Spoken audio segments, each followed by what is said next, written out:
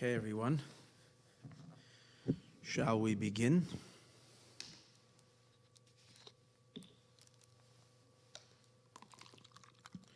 Baruch atah Adonai Eloheinu melech haolam she'akol neh b'dvarei.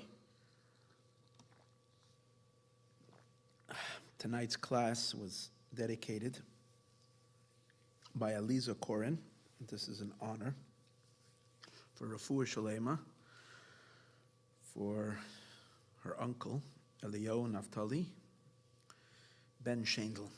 We should have a complete and miraculous refuah. Naftali is quick. Naftali is the element of speed, and Eliyahu is miracles. So between both names, there should be a complete refuah shalema quickly. I'd like to dedicate tonight's shir as well for the refuah shalema for Herschel Ben Rezel. Should have a complete and total refuah. Hirsch is also a deer, which Naftali is compared to a deer, which is also fast. So we can extend the quick refuah shalema for him as well. Okay, tonight we are learning and continuing to learn a discourse that we didn't learn last week. Last week, like Bomer by night, after our little event over here, we started a different discourse, but the recording wasn't working, and Baruch Hashem, now we're okay. But we're back to what we were learning for 3 weeks before this. Thursdays that we were learning for 3 weeks was a Meimer in Biurei Azayar. I just want to make sure that the echo is not working here. Just give me.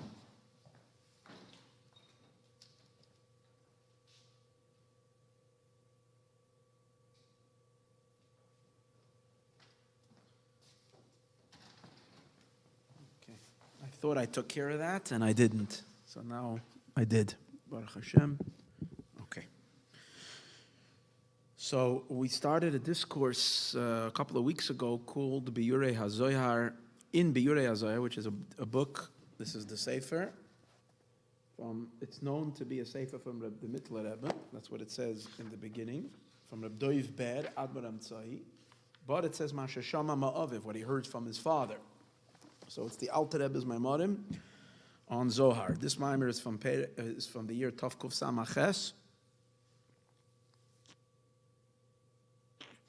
1808, and that's a fascinating discourse, very mystical, so it's hard to really, but I think learning, we're breaking through a little bit.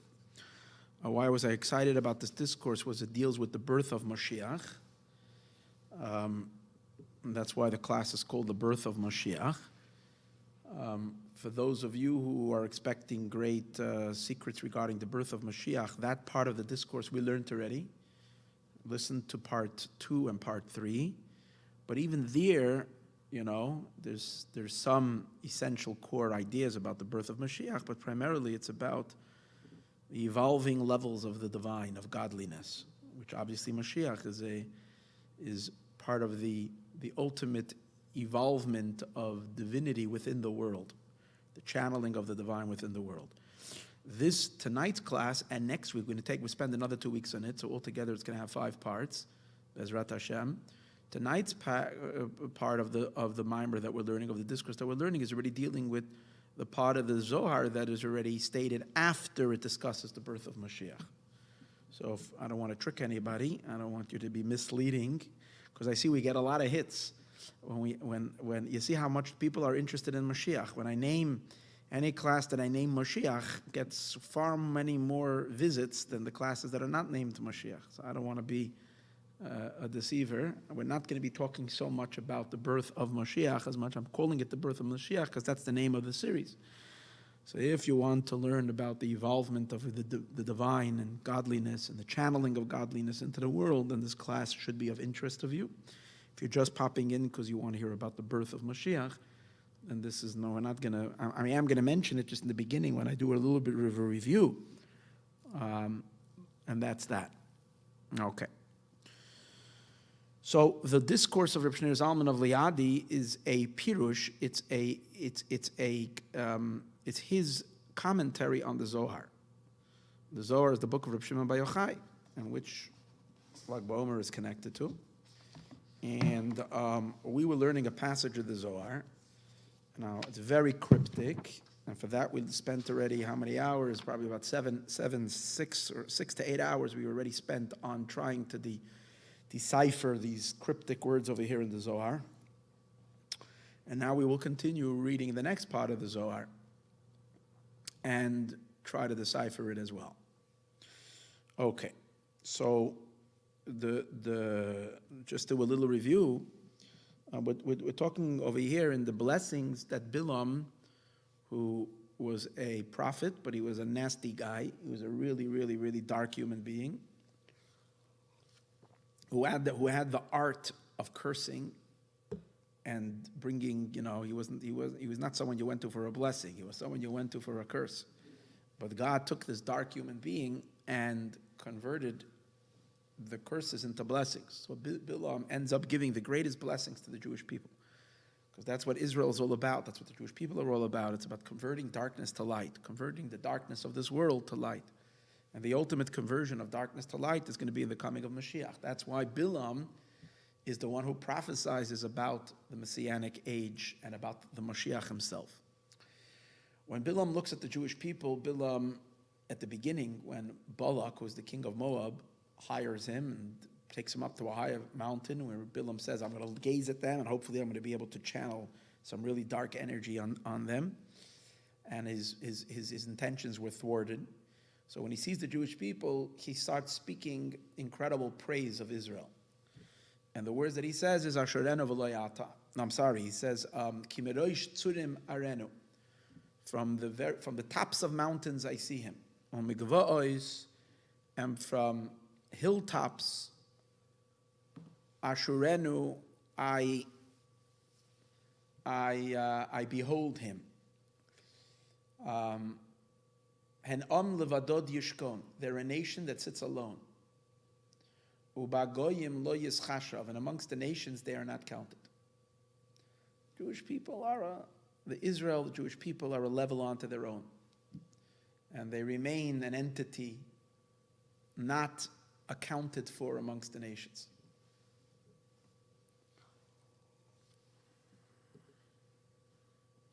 The Jewish people have a special role and mission in this world that's different and unique, if you should say, than the role of the nations.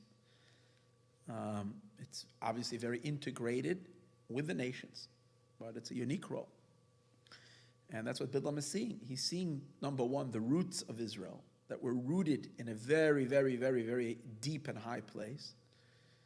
In other words, and he's telling the king of Moab, I can't harm these people. I can't uproot them. They're rooted too deep. Their spiritual source is so high, and therefore they're untouchable. So much so that even when they descend into this world and they become part of humanity, they don't mix with humanity. They stand in isolation and separation. That's the gist of what Bilam is saying. The Zohar explains it mystically. Explains the source of the Jewish souls. Generally, we know that this is, again, the stuff we discussed in the past 3 classes. I'm just going to do a quick recap. That the source of the Jewish neshama of souls of Israel, were called Yisrael, is rooted in Yisrael D'Liela, in the dynamics of the divine, in which we know God manifests himself and his energy to the creation in 10 sephirot, 10 attributes. Of those 10 attributes, 3 of them are called, there's the intellectual attributes, and then there's 7 emotions. The 7 emotions themselves are divided into 2 categories, male and female. The masculine emotions, which are primarily the 6 emotions, called Ze'er Anpin, the small phase. And then there's Malchut. Malchus is already the source of creation, kingship, royalty. The Jewish souls, in as much as he's discussing in this discourse, Israel, the name Yisrael that we have for the Jewish people down here below, is really the name also of the divine cluster of attributes called Ze'er Anpin, that's called Yisrael. That's the supernal Israel. Yaakov, also known as Yaakov Avinu. So we are rooted in the midot, in the divine attributes, and that itself is very, very, very sublime and very high. That's higher than the creation, than the source of creation even than the source of creation in the divine. Because the source of creation in the divine is at the best from Malchus, kingship. That's where God begins to trace and outline the actual creation, because he wants to be a king over it. So it's out of the notion of kingship, which is the final attribute, which is infinitely inferior than the 6 emotions. Malchus is on a much, much, much lower, much, much more lesser level. She's rooted higher and deeper, but in actuality, Malchus is the lowest of the Sfirot, and much lower than her husband, the Ze'er Anpin. So the rest of creation, including all of the angelic celestial beings and all of existence, it's only rooted at best in Malchus, which are the words, God's power of speech, and the letters. We're going to speak about that quite a lot today, about the letters, about speech, and so forth. But above the letters of the divine personality, God himself is his personality. Obviously, God himself is beyond personality, but he does channel himself down and project a personality in which and through which he relates to the creation through his emotions. And those emotions make up his being. And that's called Israel. So Israel is really the divine being. So Jews are rooted in the Ze'er Anpin, and that itself is huge. And that's why there are 600,000 Jews, roots, souls of Israel, because the Ze'er Anpin is made up of 6 sfirot, and each sphera is a root for 100,000 souls, 600,000 root souls that went out of Egypt. Notwithstanding the great elevation of these 600,000 root souls rooted in the 6 emotions of God, Bilam is saying, I see them rooted even higher than that. I see them rooted in the tops of mountains and on the hilltops. So the mountain and the hill, or as we discussed in the other class, it could also be the mountain and the valley and the deep canyon, is referring to a much higher level even than the Ze'er Anpin. And that is the 2 Sefirot, which are called Chachma and Bina, wisdom and understanding, which Chachma and Bina, and we're going to discuss this Be'ezras Hashem soon, is infinitely superior to the Ze'er Anpin. Because the Ze'er Anpin is already already definitive structure of emotions, and the emotions that have already, even though we're above creation, because the actual creation only comes from Malchut, from kingship. In kingship is communication. That's where God, in the literal sense, communicates.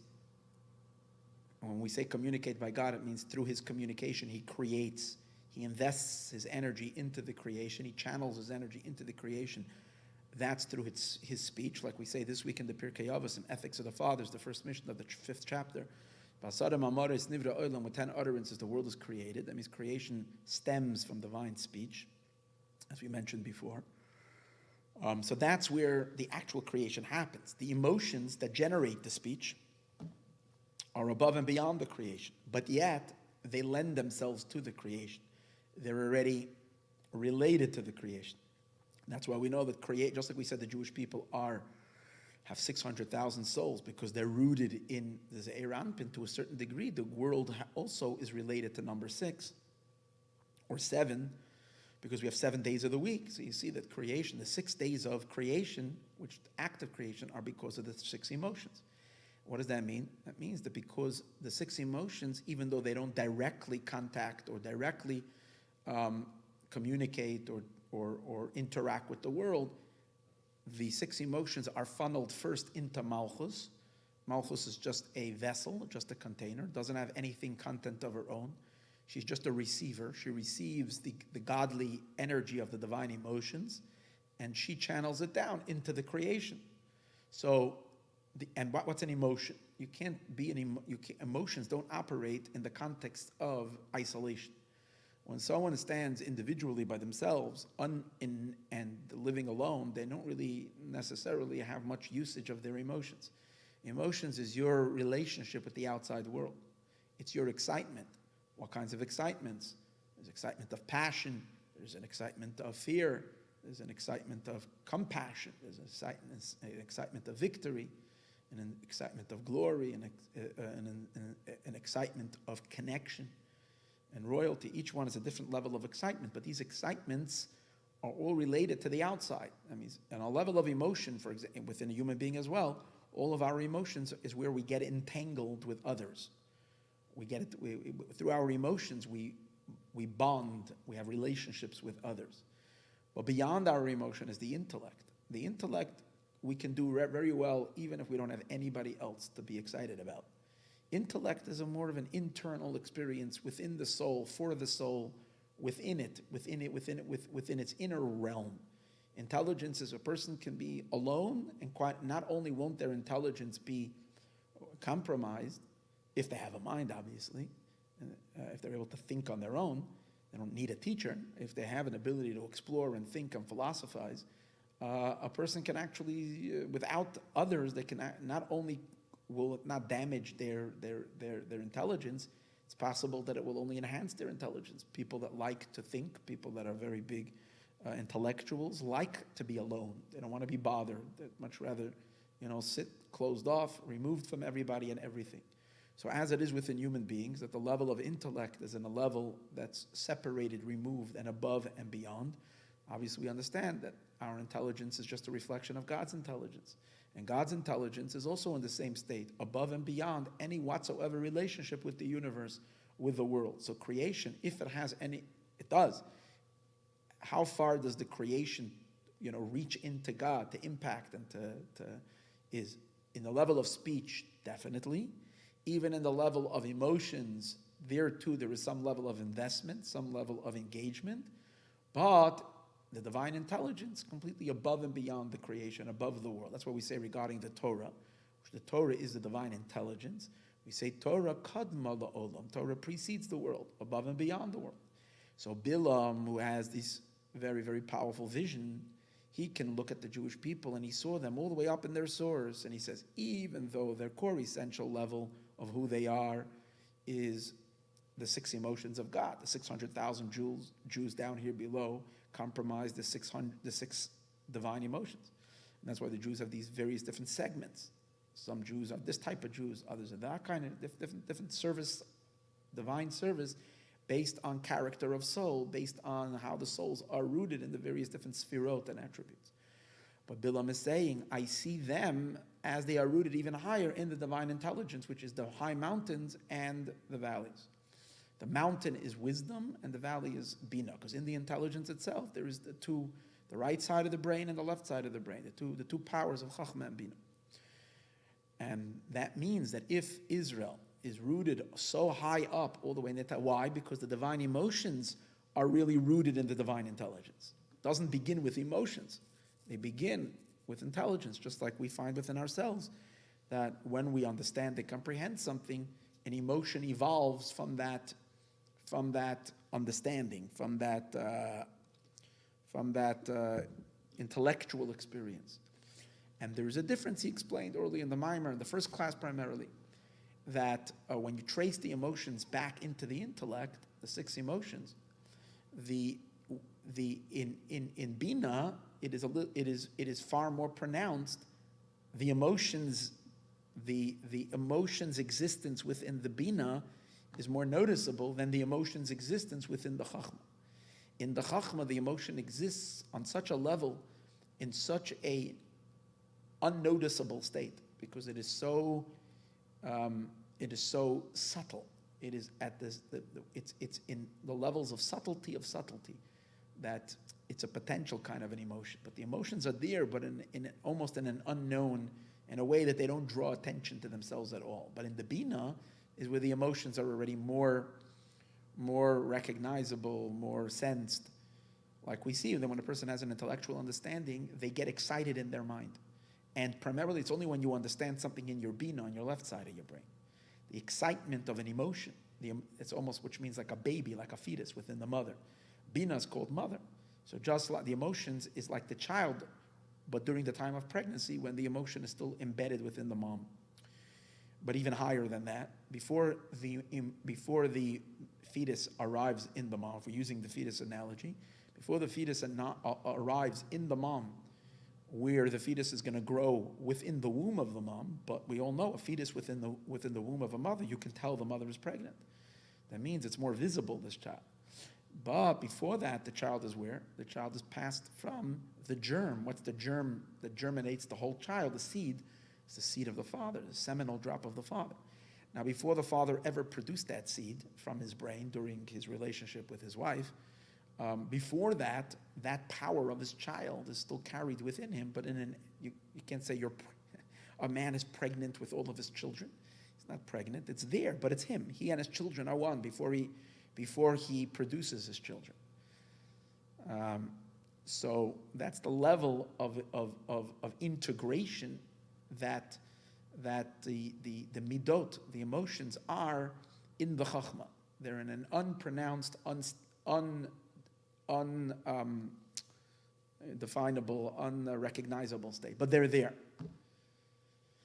So that's the meaning which Bilam says, that I see the Jewish people rooted in the levels of chachma and in the levels of bina. And bina, they're more, the hills of bina. And he says the word Areinu doesn't mean I just see them. Areinu also means I'm stepping out. Because from the binas where the emotions are already more ready to emerge outward, and primarily, he explained this is an important idea. Again, for the lengthy explanation on all of this, I'm not meant to be going over all the class. For the lengthy explanation of all of this, you can read class number 1.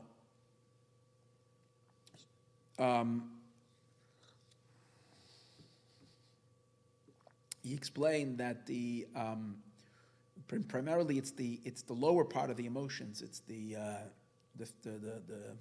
netzach hod yesod, which are the final, more actual element of the emotions, where the emotions get actualized into action, not so much the emotion for the sake of excitement, but the emotion more as they are leaning already towards action, so that's called stepping out. And that's why the word Areinu, he says, is from the word to take a step. It's like where the baby is already kind of stepping out of the mom. And then he added, and this is an important idea, again, I'm not elaborating on it because we read it, just that really the true meaning of what the Zohar says, that she's taking already, the baby is taking a step out, is speaking really about the malchut, because the pregnancy in which the Ze'er Anpin, the 6 emotions, are to be found in the Bina, in the cosmic mother of Bina, the state of pregnancy that's there of the emotions is still considered inward, because emotions, as we spoke earlier, the whole realm of emotions is still considered inside. The real outside, the real going out, because the Zohar is giving a commentary on the word Areinu, stepping out, is the production of Malchus. Malchus is where godly energy is exiting the divine. That's what speech is. Speech is when you exit yourself. All experiences until speech are all within yourself. Even thought. Thought is inside yourself. Emotions are even deeper, of course, inside yourself. And then intellect is even deeper, as we said. You don't even need people to be intellectually involved. Emotions, at least, it's within you, but it's about the outside. Intellect is about the inside. Fine. So and so on, deeper and deeper and deeper in a person's being. Where does the outside start? Stepping out of yourself, speech. Because when you talk, you're communicating your energies, your whatever it is, out of yourself. So therefore, when it says that Oishet Psia Labar, the baby is sticking its foot out, means that when the Ze'er Anpin is produced in the Bina, in the mother, the Ze'er Anpin comes with his twin sister. Malchus is also being produced. And that's what we discussed, a whole long discussion, that in the intellect, in the mind, even before the emotions become full-fledged emotions, there is already a source and a point, a little nekuda, a little point, which is the shayrish, which is the very seeds of actual speech. Because the power of speech is already there in the intellect. When do you start sensing, and primarily in the left side of the brain, in the bina, not in the chachma. In the chachma, you don't really have letters, you don't really have words. When you have an epiphany, a flash, it's just an energy without vessels, without containers. Bina, which is the mother, which is the understanding, the breaking down of something, the details of something, the the intellectual comprehension, which means to dissecting something and breaking it down to all its myriads of details and sub-details and so on and so forth. So even though it's still an intellectual experience where you're not sensing, you could be very deeply involved and engaged in an idea, you're not hearing so much words, in a very, very subtle state, letters are already there. There's already words, letters and words. That means that the malchus, the power of speech, is already starting. And that's the meaning of oishet labar. She's sticking out. That's the nekud of malchus. So now you have a boy and a girl all in a fetal state within the mother, which is the bina. Now, since bina, another important point, since bina is symbolized in the letter Hey, in God's name, Yud K, Vav K, the Yud is symbolic of Chachma, the Hey is symbolic of Bina, the Vav is symbolic of the 6 emotions, the Ze'er Anpin that we just mentioned, the 6 emotions. The latter Hey is Malchus. So the upper Hey, which is the Bina, because it takes, the Chachma is the flash, the initial idea, the initial burst of energy. And then once that's the Yud, it's a point, and then the Yud goes and stretches and gets, as we spoke earlier, gets developed in the left side of the brain, which is the idea of Bina. And that's why it stretches out horizontally and vertically and horizontally. So what happened? That's the Bina. The Bina, so Bina really, in essence, is really only a Dalid. It's taking the Yud, it's finding the details and bringing it more down, meaning connecting it more to the vessels, the containers. Well, what starts to happen within the Bina, Bina becomes pregnant. Who is she pregnant with? She's pregnant with the boy and the girl, which is the Ze'er Anpin and Malchus, which is also called HaKadosh Baruch Hu and Shekhinah. Obviously, we're talking about very, very, very, very, very, very, very huge ideas. But in any case, that's why that's the meaning of the little leg in the hay. The left little leg in the hay is the shape of a vav. The vav are the 6 emotions, a small little vav that's in the hay.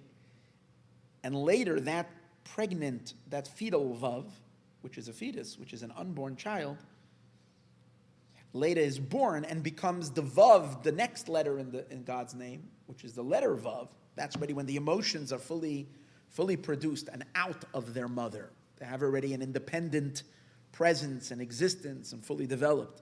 We're talking about the cosmic emotions, God's emotions. And then after that comes the Hey, which is the speech, the Malchus.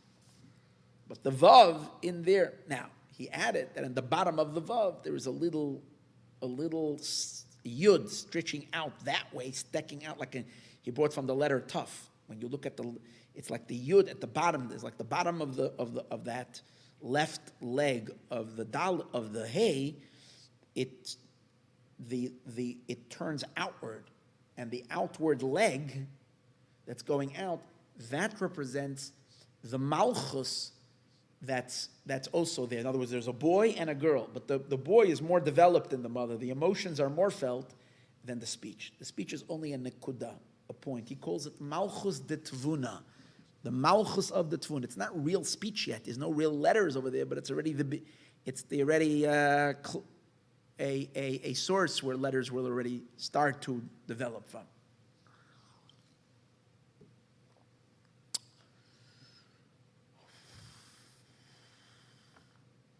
Okay, so this is the idea of Bilam saying, "I see the Jewish people rooted." Then the Zohar went into a discussion, if you remember. The Zohar discussed why is there 2 ways to reading the word umigva'os. And here's where we get into the birth of Moshiach. Again, I'm just touching upon it in this class. The gva'os, which means from the hilltops, which is referring to the Bina, it can either be spelled with the Vav, or it can be spelled without the Vav. Gimel Beis, Ayin Taf. So either Gimel Beis Ayin Vav Taf, or Gimel Beis Ayin Taf. So the Zohar says, in the higher rakia, b'mesifte ilah, in the higher academy, in the higher yeshiva, over there they would read the word geva'os, without a vav, as if it was written gimel, beis, ayin, tav. In the lower yeshiva, the yeshiva of the firmament, over there they read it with a vav. It's almost like an argument, is the word supposed to have a vav or not? I guess the Torah exists on different levels. On a higher level, there is no vav there, or at least the vav is lost. In the lower level, the vav emerges, because a lot of times we find there are certain words in the Torah that can be spelled with a vowel or without a vowel. Many words in the Torah. So again, I think in our Chumash, in the actual, it is spelled with a vav, because we're learning it down here. As I was saying, in the yeshiva, in the higher academy, all the way up. So he explains, what's the question if geva'os is spelled with a vav or without a vav? So he explains, because because the question is, are we talking about one hill, or are we talking about two hills? We're talking about the mother that's giving birth. The bina that's giving birth, she's pregnant with who? With the Ze'er Anpin. So it's only one mother. And that's true, because it's Bina having a child. Who the Ze'er Anpin? The 6 emotions, which is later called HaKadosh Baruch Hu, right? Don't get scared when I'm using HaKadosh Baruch Hu being born and so on and so forth, like as if I'm saying God has a mother and so on and so forth. To always remember that whenever we're talking about Sfirot and attributes, it's not God. It's the divine emanation of attributes through which God relates to the world. Sfirot. God himself is a source of sources, no mother, no father, no nothing. He's the essence of essences. So there, of course, there's no, that we're talking about, but in the evolving order. And then when we speak about God called HaKadosh Baruch Hu, we're calling about Hashem already as he is in a state of a personality that has emerged of his emotions. And that emotions is produced from higher levels. And that's why it's called a son. A son who has a mother. It's produced from the intellect. So it's one mother, but however, on the lower rakia, they recognize that really there's 2 pregnancies over here. Because as Bina gives birth to Ze'er Anpin and to the female, which is Malchut, eventually this female will grow up. She'll get married to who? To her husband, which is the Ze'er Anpin. She too will become pregnant. And in her pregnancy, she will be pregnant with the soul of Moshiach. It's the ultimate soul. So Malchus, who's the daughter, now becomes the mother, because she's now impregnated with the soul of Moshiach. Now, in order to give birth, however, the birthing process of this soul into this world is very difficult. Because what does Moshiach mean? Moshiach means the extension of the divine, of godliness, of the divine, into creation, but without the disconnect that usually happens when anything comes from beyond creation, from Atzilut, which is the world of emanation. When any energy passes down into the 3 lower worlds of creation existence, it disconnects from the divine and it becomes a creation. So there is only creation.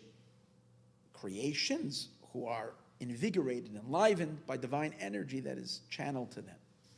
Because between Atzilus and Bria, as we discussed also in the classes related over here, in class number 2, I think, maybe in class number 3, called the birth of Mashiach, there is a great partition, there is a great barrier, a great screen, a great filter that doesn't allow the divine to continue on.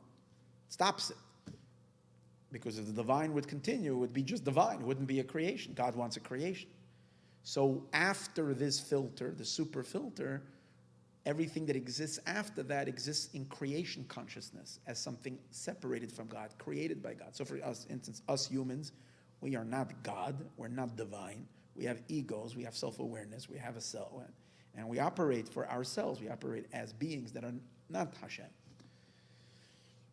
Then, however, we know, because of this bear, and that's, remember we discussed, that the thread, we discussed that there is this thread of the infinite that goes through all the levels, and it reaches all the way down to Malchut of Atzilus, and over there it ends by the great partition.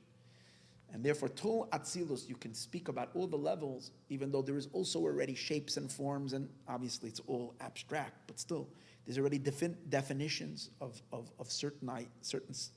certain character and so on and so forth in the energy, which obviously on God Himself you can't say, but once Hashem emanates them, they're not, those emanations are not considered creations, they are just considered an extension of God, a presentation of God. But once you get to the filter and down and lower, it's a disconnect. Besides, we know that there are a few powerful souls that blow through the filter. That their neshamas, these souls, can blow through the filter and remain divine. And that's what, these were the super mega righteous tzaddikim. The super holy, righteous, saintly tzaddikim. They can blow through the filter and not change in character and consciousness when they come down. And therefore, they maintain divine consciousness. They don't have any sense of separation, of disconnect. And that's why when you're looking at them, it's as if you're looking at a divine being. Because there's no disconnect. Because there isn't even a half a second in their life that they're thinking about themselves. They're just conduits. There's very few. The main barrier breaker, who's going to break all barriers and translate the divine from Atzilus down here into this world, is going to be Moshiach. Moshiach is going to be the ultimate human being who is going to carry the divine down all the way into the lower worlds, all the way into a body. That means when we're looking at Moshiach, we're looking at a human being, looks like me and you in the sense that physical with hands and feet and a beard and a nose and eyes, and yet he has no self-consciousness. It's as if there is a extension of God living in a human body. And that's why when his kingship is not his kingship, it's God's kingship. And even though we had tzaddikim like that, Reb Shimon Bar Yochai, the one that we celebrated last week, Lag BaOmer, Reb Shimon Bar Yochai, who said, the Zohar says that when you want to go 3 times a year, you should go see the face of God. Pilgrimage, you're supposed to go to the temple. When there's no temple, so who do you go look at? So the Talmud said, the Zohar says, Mam Pnei Adain, what's the face? Go see the face of the master. Go look at Reb Shimon Bar Yochai. When you're looking at Reb Shimon Bar Yochai, you're looking at the face of the master. That's not idolatry, God forbid. It's truth. It's truth. It's a person who's not being deceived by all the deceptions of separateness. He's not.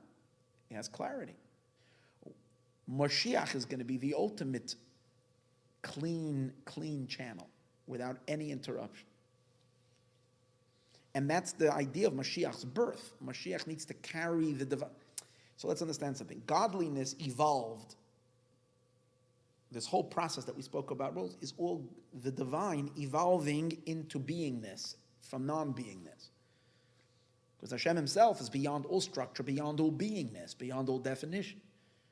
So in the onset of creation, to create the world, God lowers Himself down to have a certain, and that's why God is also called a man, supernal man. And when the prophets beheld the divine, they beheld the God as a man. But we're dealing with a level of man that is not existing within the physical world, existing in just as supernal energies, above and beyond creation. But the ultimate desire of God is that we should be able to create that it should be, the world should be ready for this divine man to be enclosed and actually down here in a physical human being. And this gets a lot of people very nervous. Oh, that's an idol. No, it's not. Because the real secret is that human being is going to lift all of our consciousness into that level. He's going to lift us all up. That we are too will all be just continuations of the divine. Now we're being blocked. Eventually, I don't know if this is probably not going to happen the moment Moshiach comes, but eventually, under the tutelage and the guidance and the teachings of Moshiach, he's going to lift us up to such levels of selflessness, such levels of transcendence, and such levels of purity, that we will become so assimilated into the divine that at a certain point, our thoughts are not our thoughts, and our feelings are not our feelings, and our intelligence is not our intelligence. It's just a physical brain in which God's brain, God's mind can operate. We will all become that way. But Mashiach is the trailblazer. He's the one that really, and that's the idea of Mashiach's birth. To bring, and that's why Mashiach, in the Meimer it says, Mashiach that's a second pregnancy. In other words, the first level, the divine has to come down to a level of the Zeir Anpin, to manifest already as an Adam, as a man. Then that Adam, that man, transmits who he is. What's a child? A child is taking the seed of who you are, and you're extending yourself. Into who? Into his wife. Who's his wife? Malchut. Shechina. Malchut, the source of creation. Because if you want to channel, if you want to bring anything into the world, anything that's happening within creation has to go through Malchus. Malchus is the doorway to creation. Malchus is the funnel to creation. But usually when energy goes to Malchus from the Zeir Anpin, and it's absorbed in the Malchut, and from Malchus it's then projected into the world, it goes through the Malchus concealment. It goes through the filter. It goes through the process. What goes in doesn't come out on the other side. What comes out on the other side is something entirely, completely metamorphosized from the divine to be a creation. Anything coming out, Malchus is producing on the other side, is already disconnected. Misham Yiparade, from there is already a state of separation. That's Eldash. Besides, there's one channel that goes from the Zeir Anpin to Malchus and doesn't change. And that is the birth of souls. Souls remain divine. All souls, really, remain souls. We're talking about the Jewish souls. These souls remain in the divine because they're not created just from Malchus. They come about through a yichud, through an intimacy, a zivug, a intimacy between the Zeir Anpin and Malchus. Malchus becomes pregnant from her husband, HaKadosh Baruch Hu, and in that pregnancy is all of our souls. So when our souls come out on the other side, it's not really a creation, it's really still a piece of God. It's like a child of Hashem. That's why God says about the Jewish people, Banim atem l'Hashem Elokechem, you're children of mine. A child is an extension of the Father. However, for most of us, besides, as we spoke earlier, the super mega tzaddikim, that are very few throughout history, just a very few, are on that level that they're conscious of this, and they never become separated. For most of us, we do experience ourselves on a more external level where we are in a state of separation. So the barrier and the filter impacts us very, very strongly. And how? Gradations. Every soul is different. But yet, the common denominator is that we are all not divine beings, even though we have a divine soul, but our consciousness is not pure divinity. But when we finish all the work in purifying the world through Torah and mitzvot, through all the mitzvahs that we do, and the world is ready, then we reach a much higher level. Moshiach's soul is born in the world. And when Moshiach's soul is born in the world, what is that? That's the human being who completely translates the divine into the world. And because he is the soul of all souls, he lifts all of us into that level of consciousness eventually. Obviously, he's always superior because he is the master root soul, and the rest of the souls are just the details. So how does Mashiach how does Mashiach's soul come into the world? Same idea, an impregnation. HaKadosh Baruch Hu, God, has there is a yichud, a unification, a zivug with Malchus, with the Shekhinah. Now, when did this yichud take place? It takes thousands of years of development. Mashiach's soul is in a state of impregnation in the Malchus, in the Shekhinah, throughout the entire exile. That's why we learned in the discourse that Mashiach suffers a lot, because the Shekhinah suffers during the time of exile, and along with her, her baby, her fetus that's within her. But when it comes time for the birth, she releases this soul into this world, and this soul is a continuation of the divine in the world. But that's what we understand. It's a very hard birth. So the Zohar says, going back to what does it say, migva'os, migva'os, that's from Areinu, I see him, gva'os is bina, and why does it say plural? It's because since Malchus, the Shekhinah, has a hard time giving birth to the soul, it's very dangerous, she needs backup.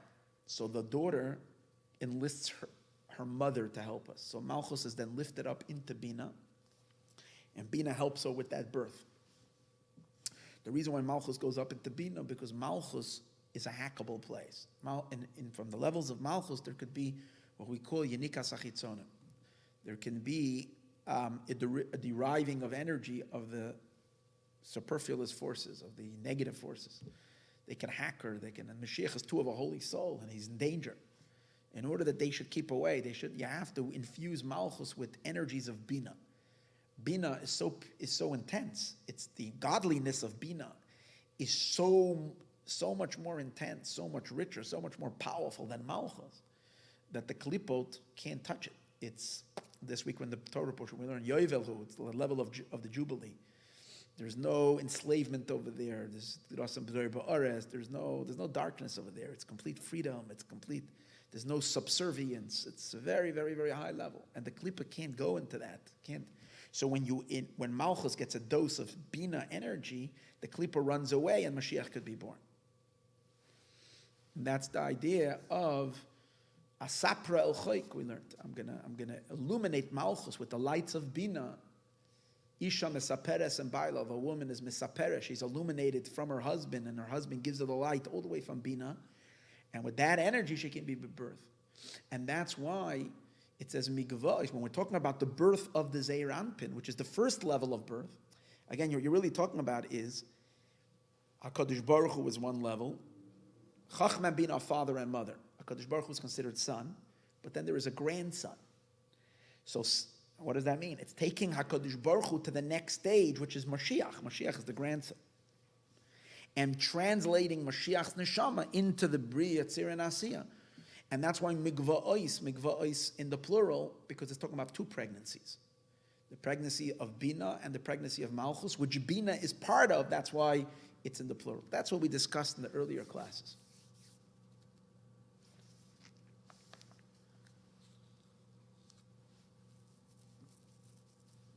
Now we're going to see how he continues and he explains the meaning of Hein Am, after he says, Meirosh Tzurim Areinu, I see him rooted in Chachma, which is, I see the root of Israel, rooted so high all the way in Chachma. Umigavois, and from the hilltops, which is Bina, Asherenu, I behold him over there. Bilam continued and he says, Hein Am, they are a people, Levadod Yishkon, that live alone. So the Zohar is going to continue and make an interesting statement again. I'm going to read to you the Zohar, and the Zohar is going to be totally cryptic. And then the Alter Rebbe is going to try to, he's going to give explanation into it. And the Alter Rebbe is also cryptic. So you need to decipher the cryptic teachings of the Alter Rebbe that is deciphering the cryptic teachings of the Zohar, so it's double cryptic. Hein Am Levadad Yishkain. They are a people that lives alone. Biyechuda, in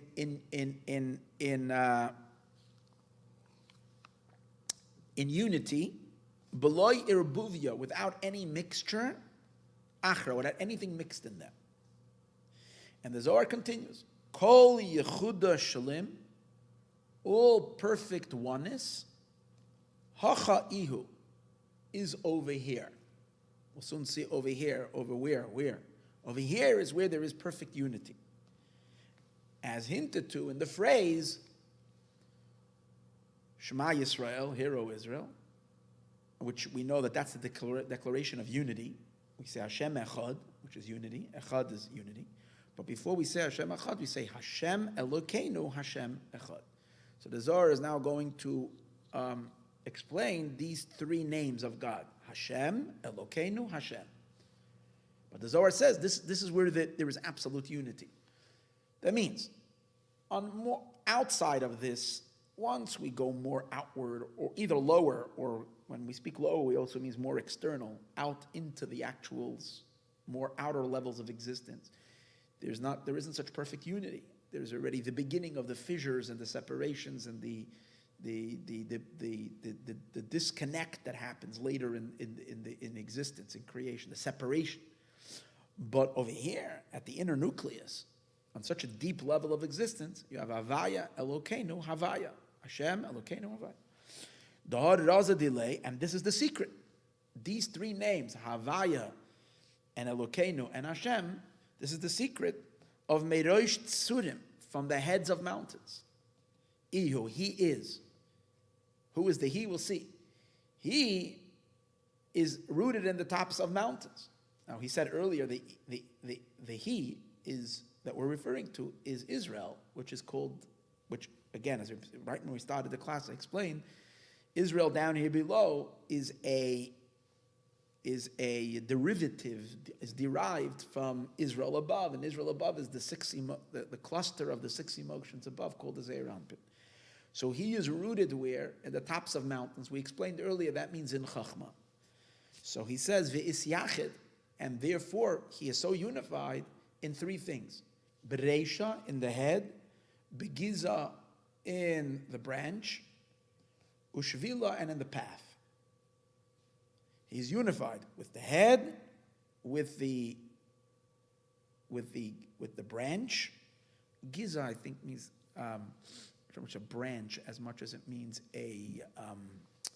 like the main part of a tree. I think not the root, but the trunk of the tree. Ushvila, and a path. We'll soon see what that means. And these 3 things: the head, the branch, and the path, that's hinted to in Havaya. I'm going to say Hashem, Elokeinu, Hashem. Havaya, Doreisha Elah. That's Havaya, that's the higher head, which is referred to as Avida de Salka, the ear that goes up. Okay? That's Havaya. It's called Reisha Elah, the supernal head, the ear that goes up. Elokeinu, our God, that's the next name. Dagiza, that's already the branch. The Itmar, on that we learned, that's related to Geza Yishai.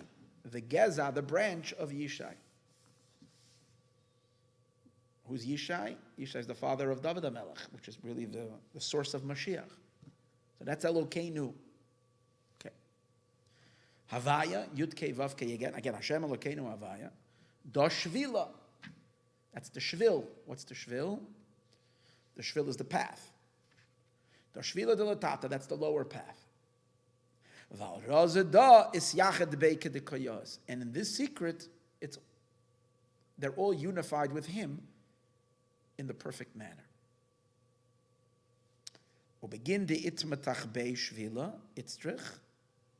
And because there is this shvil, this path, it needs. Now here the Zohar is missing words. So it's hard to learn when there's missing words. These were taken from the Zohar. The writings of the Zohar were taken from scrolls that were found, ancient scrolls. Over here there was some missing. Raza de is gazer, so we don't know what it says. So that's what it adds to the difficulty to try to even to figure this out. Raza de is gazer betrei mesifta. This is the secret that was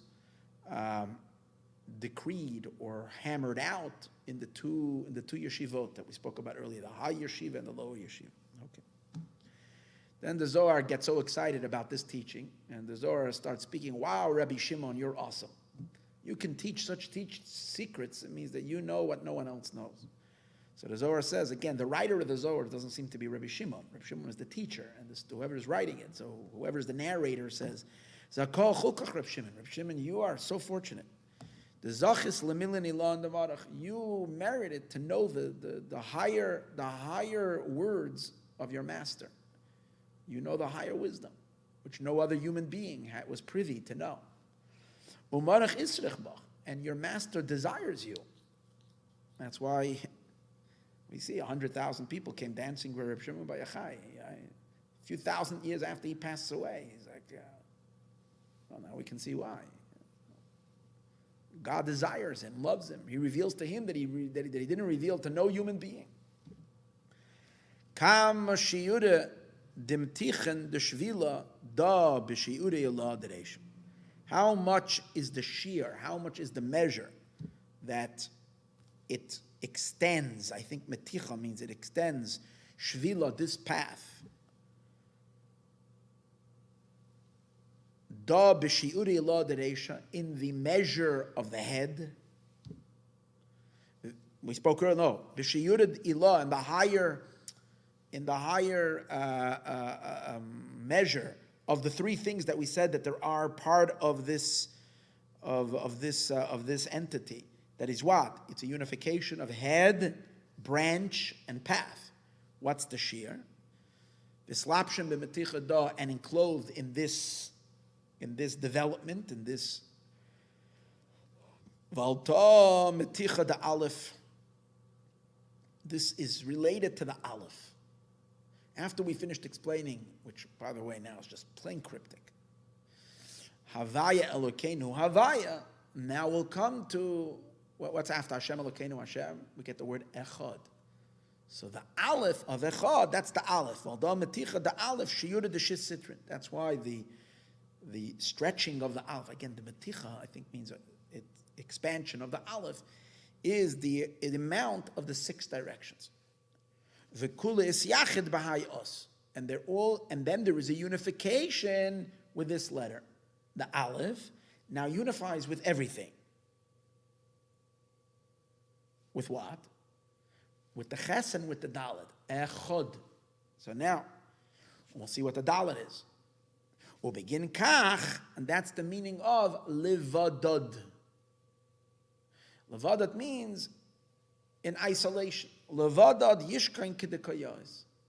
Now, because of this, and am livadod yishkain. Once we know what the Havaya Lekenu Havaya is, they were talking about a perfect unity. A unity of the head and the branch and the pathway. Which is hinted to in Havaya and Elokeinu and Havaya. And we know that the Aleph of Echad then unifies with the rest of it, with the Dalet. Now we'll appreciate what it means. The Jewish people are Am Levadod Yishkon, live alone. The Kaya is like it should be.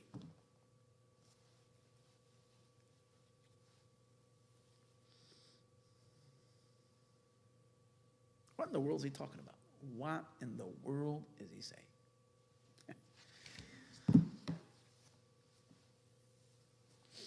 So that's why we needed to have later versions of Reb Shimon Bar Yochai to come and tell us what he meant. So the Alter Rebbe explains. And Am Levadod Yishkan. So so we're finally learning inside. Daf Reish Yud Zayin. This is in Biurei Azoya, Daf Reish Yud Zayin, the last paragraph. Again, this is in Parshas Balak.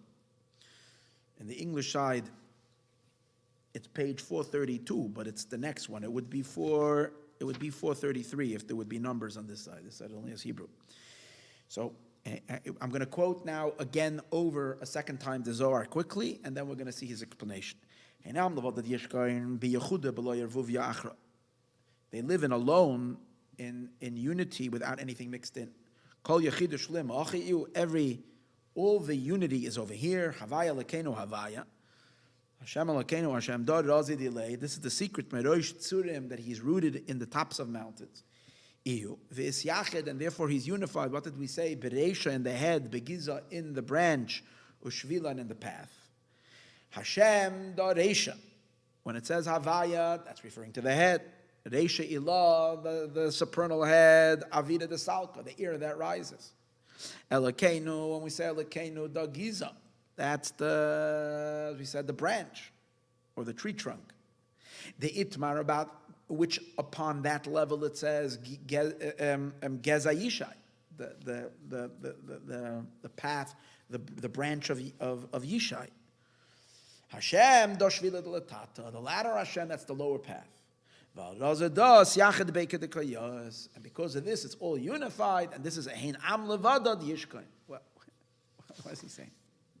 So he explains. Hine, so now the Alter Rebbe begins to explain. Page 434. Hine shoydesh haneshama shel Yisrael, the root of the souls of Israel, olu b'machshava dafka.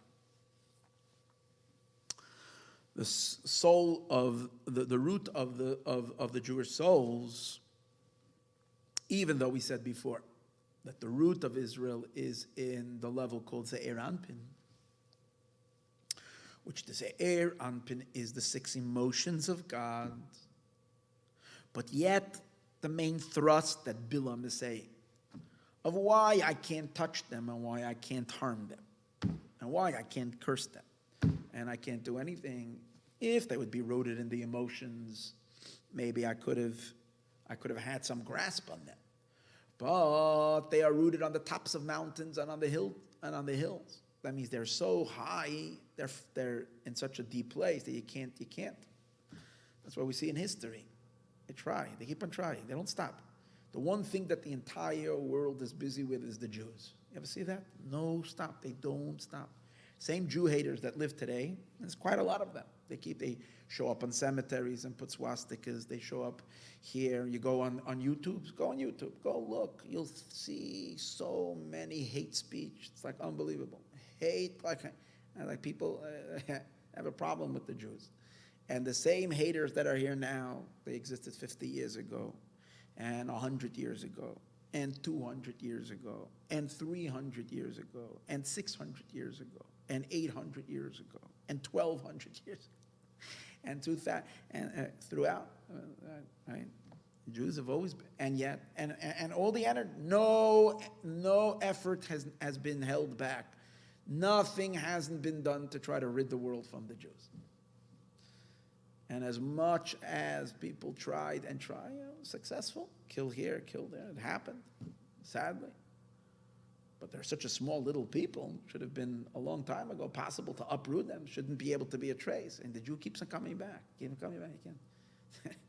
It's like a problem they can't deal with. He just cannot. There's always a smart aleck who thinks he's going to accomplish it. They don't. Hitler came pretty close, but he didn't do it. It cannot be done. And Bilam knows that. See, they should speak to the prophet Bilam. He knows it from the beginning. The Jewish people are here to stay. And I'll say this very openly to every anti-Semite that might be living. We're here to stay. And we're going to outlive you and your forever. There's no thing in the world, because we're rooted on a level so high, so deep, so strong, so real. So we're here. There's nothing to do about it. So he says over here, why? Because the emotions, as we spoke earlier, the six divine emotions are already related to the world. It's already part of the beginning of creation. As we said, 6 days to the creations. The intellect of God is beyond, and the Jewish people are rooted in the intelligence of the divine and the mind of God, which precedes the creation. And that's what the sages say. Israel, alu b'machshava, rose in Hashem's thought. Thought means, in the sense that it says over here, thought, it doesn't mean thought, it means in the intelligence. Alu b'machshava davke dahainu b'chinas chabad sheberosh. They're in the chabad, in the chachma, bin das of the head. V'zeu, and that's actually what the meaning of the word Israel means. Yisrael, the word Yisrael comes from Li Rosh. If you rearrange the letters, you can put the Lamed Yud at the beginning, you get the word Li. And Li Rosh, to me ahead. B'bchinas hamoichin, the Jewish people are rooted in the mochin, in the brain. Chabat sheberoish, and the chachma bin adas of the head. The alkein, and therefore Amari says levadad yishkoin, that the Jewish people are rooted in levadad, alone. Because, and that's the meaning of when it says, this is a pirush on the words hein am levadad, living alone, separated. Because the level of the mochin is separated from the rest. Because the level of the divine emotions, nivdalim, is separated from the rest of the limbs. Even when you look at a human body, you see it's like two compartments. There is the entire body, which is all the limbs, beginning with the neck, going all the way down. So you got the spine and all the vertebrae, which extend to the ribs and to all the other limbs and organs that are connected, internal organs, external organs, the entire structure of the body. But above them all sits the head. The head is not part of the body. It's almost like it's its own compartment. It's attached from above, but it has like it's separated. Just like it is physically, that's because psychologically it's also that way. And the inner psyche of the intelligence stands alone. It's separated from all the chitzonius, the external limb, from the rest of the body. Behevdel gadol, with a very great separation, built in misyaches imam be'erech klal, in which it doesn't relate to them at all. It's not misyaches, meaning it's not part of. It's its own thing. And therefore, ikra adam, because of it being separated, it's actually also the primary human, even though in space it occupies little space. The head occupies much less space than the rest of the body. And if you have to go into a small space, if you can put your head there, not your entire body, then you can fit in. The body is hard. The head is small. Yet, it's where the whole computer is. The whole motherboard of the entire system is in the head. The main human being is in the head. Like I say, good things come in small packages, right? The head is God's very good, but it's a small device. The rest of the body, and the same as with the Jewish people, the brain of the world. Jewish people have always been a small people. Not a lot. Not a lot of people, a small people. And as we said before, not liked. Always in the center of the news. Always in the center of operation. The rest of the world feels it, knows it, senses it, recognizes it, consciously or subconsciously. That's why it drives them crazy. And you have to come to terms with it, because this is the brain of the world. V'alkein ikra adam, and the main human being, who amoichin sheberoish. The main human is the mochin, is the brain. V'nikra adam pnimi. It's actually called the internal human. It's almost like a human being as an internal human and an external human. The external human is the entire structure of the rest of the person, and the internal is the whole human being, but in a concentrated place. That's the brain. The shara guf, and the rest of the body, nikra adam chitzayni, is called the external human. And the proof to this, yedua b'sifrei refuah, it is known in medical science.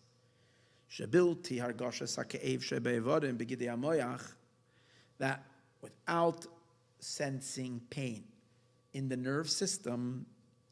Now he refers to the nerve system, he calls them the veins of the brain. The nerves are plugged into the brain.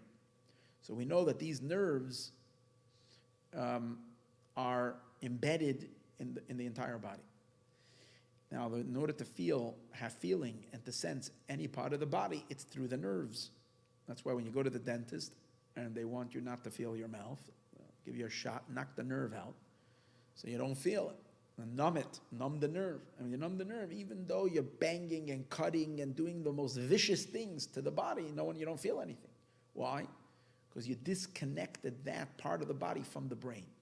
The connection of the body to the brain is through the nerves. When the nerve is sleeping, the connection to the brain is sleeping.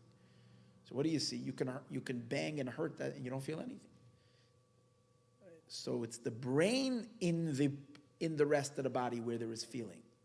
So what feels? Your fingers feel, your brain feels. Even though you feel the pain in your finger, it's the extension of your brain in your fingers where the feeling is taking place. And that's the inner human being, not the outer human being. If you're not feeling pain in the gidei hamoach, in the nerve endings of the brain, you wouldn't feel any pain. Even if, God forbid, one has an amputation, they would cut it off completely. You don't feel anything. If you knock off the nerves, you don't feel anything. Even though they're the limb, because the limb is external. Where the feeling is, where you feel really is in your brain.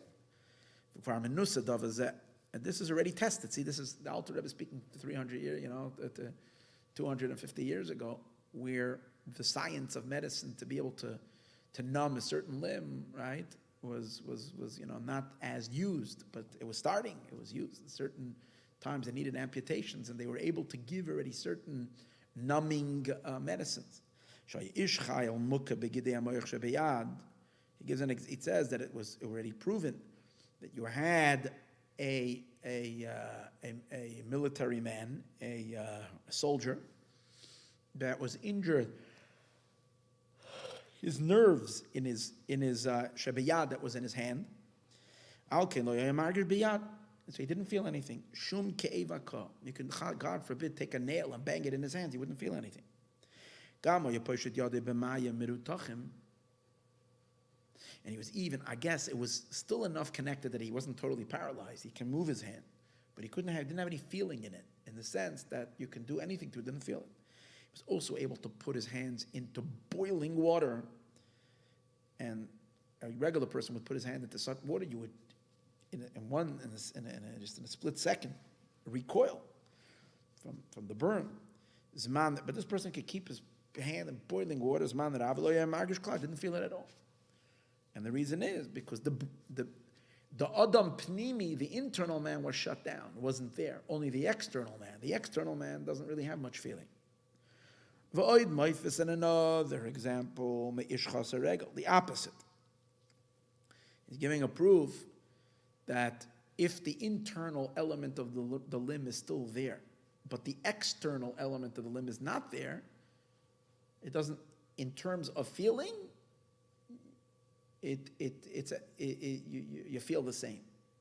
This is the idea, what do they call it? It's a phenomenon called, let me remember what they call it, phantom pain.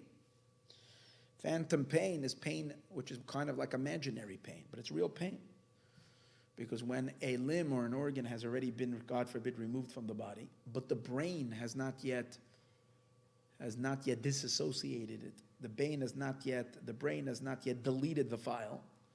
So in the brain, it still exists, even though in the actual, the limb is not there. So the external human isn't there, but the internal is there. And the person can be screaming of pain that the leg is giving them or the finger is giving them when there's no finger.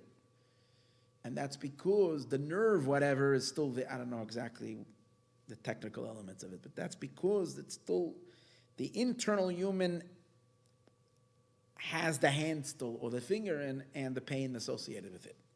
And another proof, a person who's lacking a leg. You had the first story, you had someone who didn't have a hand, who had a hand, who had his arm, and yet he didn't feel any pain. Then you have another example of a person who was lacking his leg. He was a veteran, a war veteran, sadly lost his leg in one of the battles, and there was no leg, and yet he had problems with his leg, and even after the leg was removed, he still felt his leg. He was crying on pain.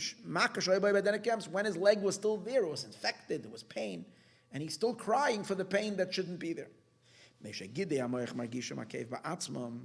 Because the nerves sense the pain itself, even if the leg isn't there. What is he proving from here?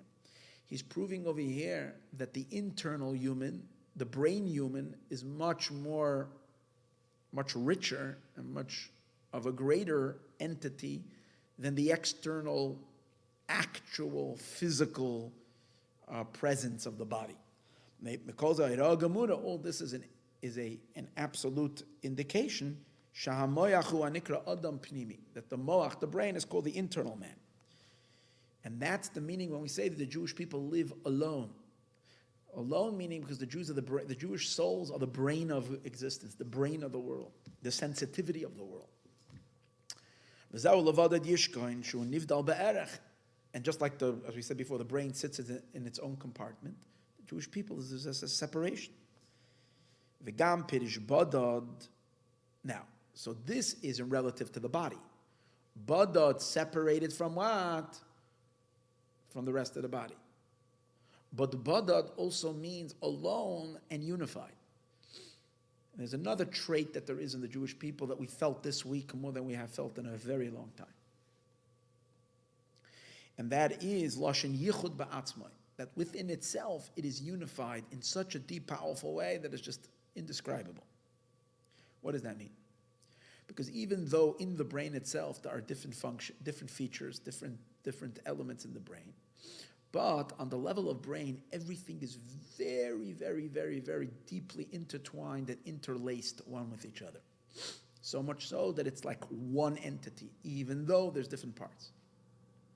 And the same, he says, is about the Jewish soul. The Jewish souls, because they are the brain of the world, their unity and their oneness that there is amongst themselves, to the point where one is the other and the other is the one, is felt much more than there is in any other society and in any other people. There's no other group of people that feel the pain of a tragedy like the Jewish people. Thousands and thousands, hundreds of thousands, millions of Jews, I don't know how many, are this week walking around in pain. Literally, in pain. To the point that so many are impacted physically. They just can't move from pain because of the horrific tragedy that took place on the mountaintop in Meirosh. 45 Jews died. Children lost their parents, mothers lost their children, wives lost their husbands. And people feel that pain so acutely, even though we don't know who they are. I don't know any of these people who lost a child personally. I don't. It's not like I'm reading about them. And for 2 days, I couldn't move. The pain of these families, the pain of the suffering of the whatever, is so intense. We really feel it. And that's because on the level of brain, the pain is felt so much stronger. Why? Because there's so much more oneness. Because in the internal, even though there is different powers, they're not so pronouncedly different. It's more unified. In the brain there is the foot, and in the brain there is the arm, and in the brain there is the nose. But the nose and the foot and the hand in the brain are much less separated. They're far more one than the nose, the hand, and the feet. Why in the external human? This is one part, this is another part. So Israel feels each other very strong. Jewish people are one community, very, very strong. Because the mochen, the mind, is in absolute unity one with each other. It's literally like one essence. Which isn't the case with other limbs. Once the body evolves into a physical body, and you have all the, if we say that in the body each limb is distinct, how come we find that there is integration amongst the external limbs as well? So much so that you find in Chinese medicine, primarily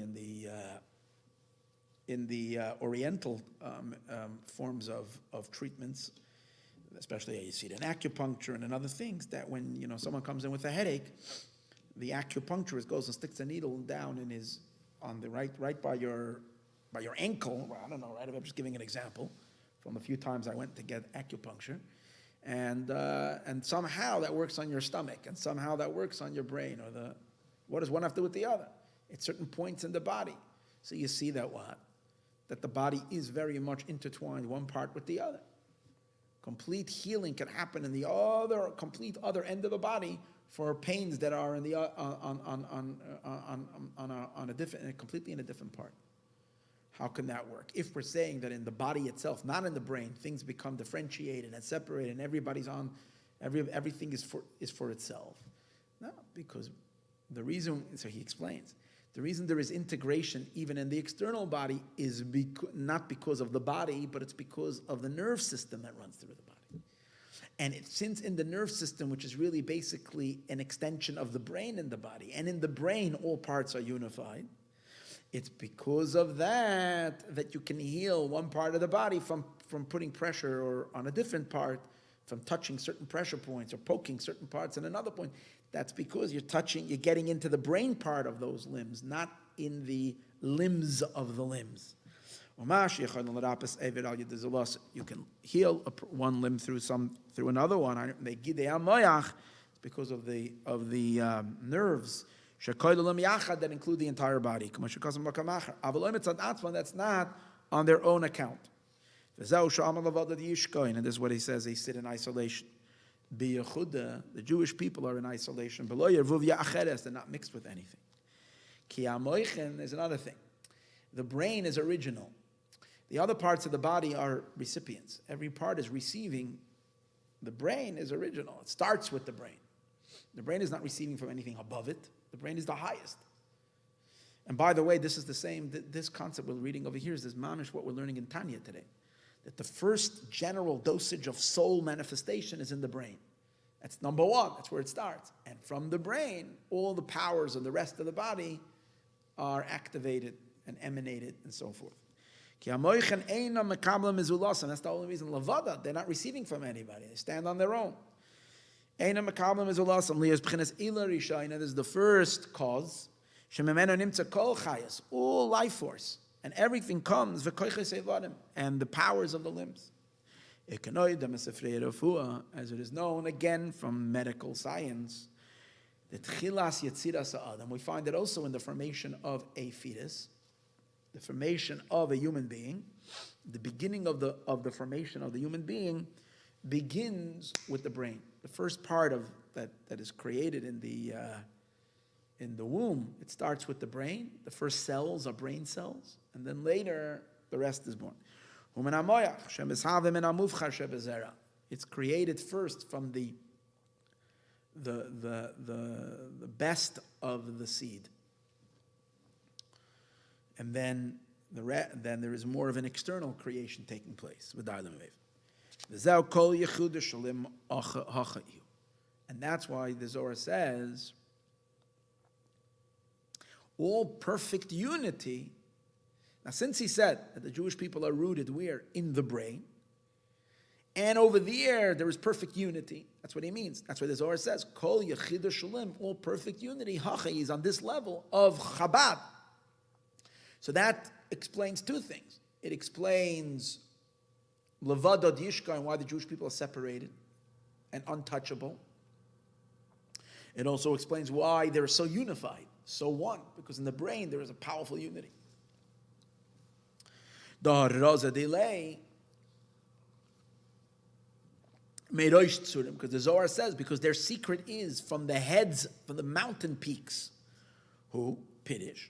Al Shoyresh Nishmas Yisrael. It's referring to the root of Jewish souls. B'bchina Ze'er Anpin, which is rooted where? In the Ze'er Anpin, which are the 6 emotions, but the 6 emotions themselves are rooted higher than the emotions, which is in Chachma. Sha'alav Nama, which on him it says, Ki Meirosh Tzurim Areinu, Bilam says, I see him at the peaks of mountains, Canal. Sheshor, he is rooted, Ba'oir Abba, he is rooted in the light of Father, which the light of Father is the light of Chachma is called Father, Ba'oir Ema, and also in the light of Ema, which is Bina, U'Mesyachtem Boi Abba Ve'ima B'Yechuda Shalim, as we're going to see in the next piece. Into the Ze'er Ampe. First of all, we're rooted in Chachma and in Bina, and then Chachma and Bina are perfectly harmonized and unified to create the child. Who's the child? The baby that's created from father and mother. That means that the baby, which is the Ze'er Ampe, is so Chachma and Bina dig, so influenced by the power of wisdom and the power of understanding of the divine, and therefore it creates that the child, which is the root soul of all souls, the Zeir Anpin, is in a state of such unity. And he says this is hinted to. The Zeir Anpin is symbolized in the letter Aleph. In the first letter of the alphabet, which is the letter Aleph. Because in the letter Aleph, we're going to see that the very structure of the Aleph is indicative of a powerful unity of both Chachma and Bina and the child that comes from it. Because in an Aleph, you're going to see there's 3 strokes. There is a Yud on the top, there's a Yud on the bottom, and there's a Vav in the middle. So the Vav in the middle, that's the Zeir Anpin. The Yud on the top, the little Yud on the top, that's the Chachma. The Yud on the bottom is the Bina. And it's all unified. And that's what the Zohar continues, and he says there is Hashem Elokeinu Hashem. Hashem, the first Hashem is Chachma. That's the upper Yud. The Elokeinu is Bina. That's the lower Yud.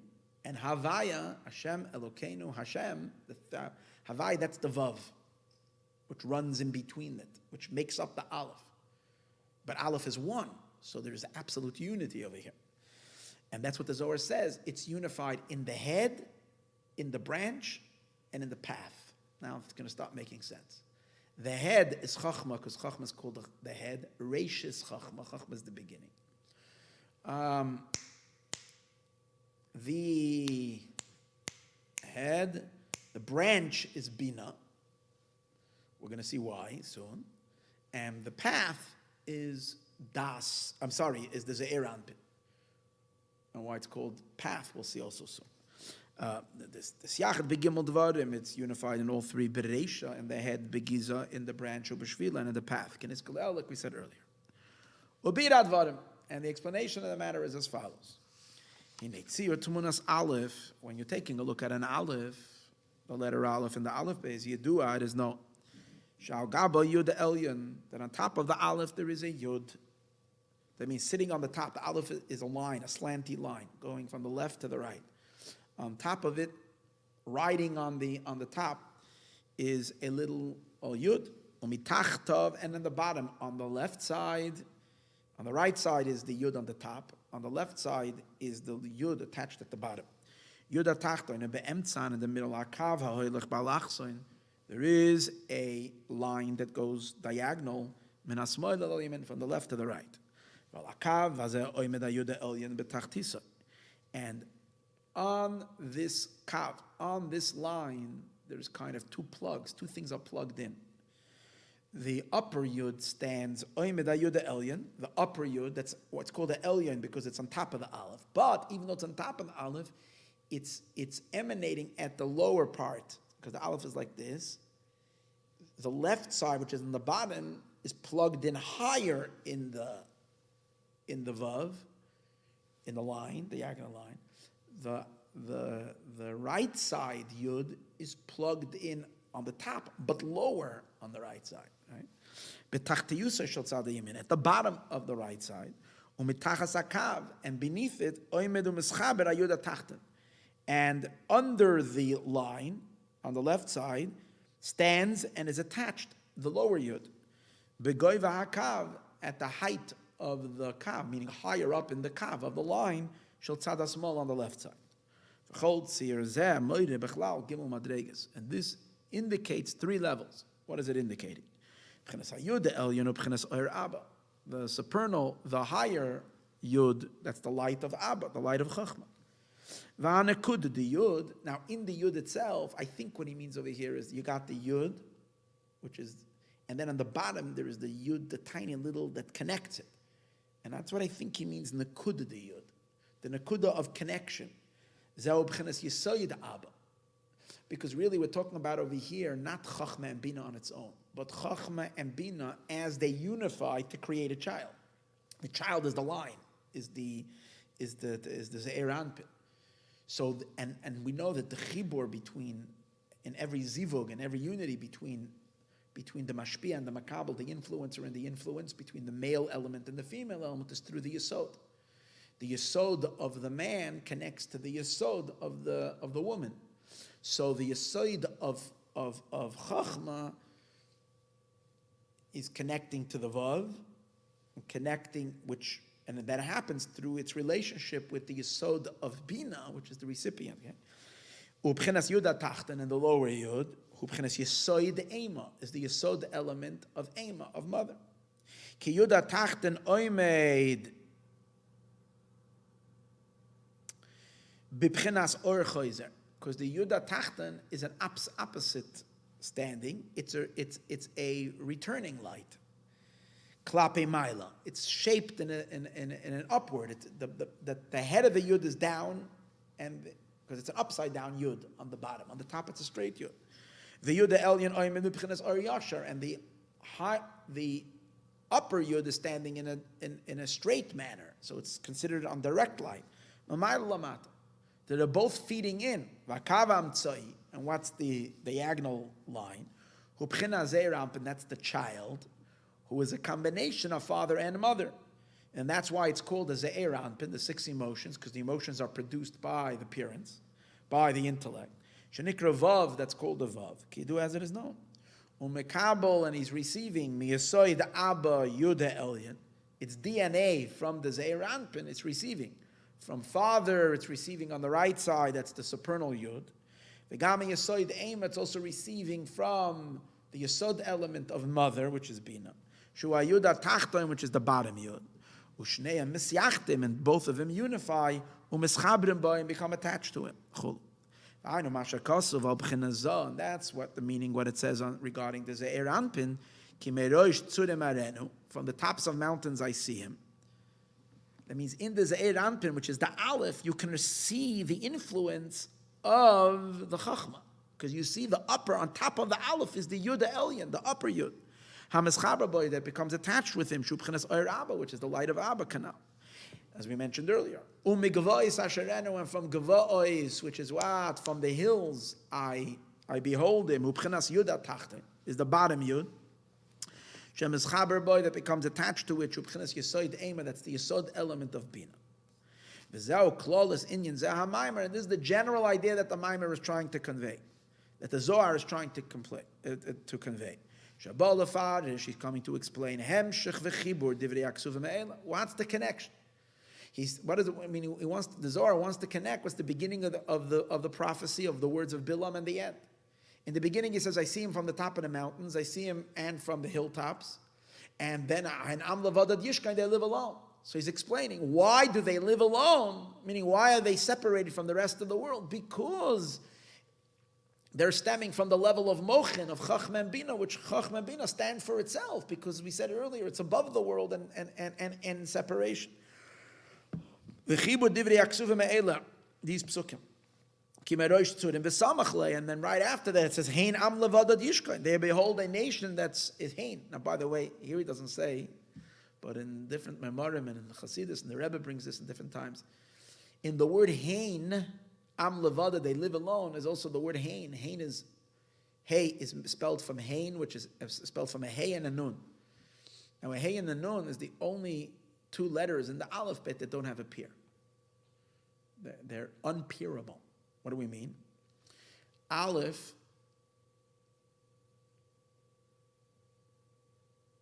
matches with Tes, and it gives you 10. Beis matches with Ches, and it gives you 10. Gimel, which is 3, matches with Zayin, which is 7, gives you 10. Vav matches with Daled, and it gives you 10. 5 doesn't have a pair. So 5 sits alone, no partner.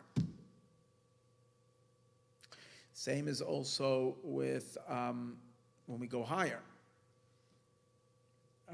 Yud matches with Tzaddik. Yud and Tzaddik match together. Yud is 10 and Tzaddik and gives you 100. Chaf matches with Pei and gives you 100. Lamed, which is 30, matches with Ayin, which is 70, gives you 100. Mem, which is 40, matches with Samach, and 40 and 60. Nun remains in the middle without a partner, no one to part out. So the Hey and the Nun have no partner. Hey in single digits and Nun in double digits. And that's the meaning. Hain, that's why he said we have the Jewish be Hain. They are partnerless in the sense because the Jewish souls are above. But he says because they're rooted in a level of aboveness, in the level of the brain. The Meshim ki Meirosh Tzurim Areinu canal, because they are rooted in the heads of mountains.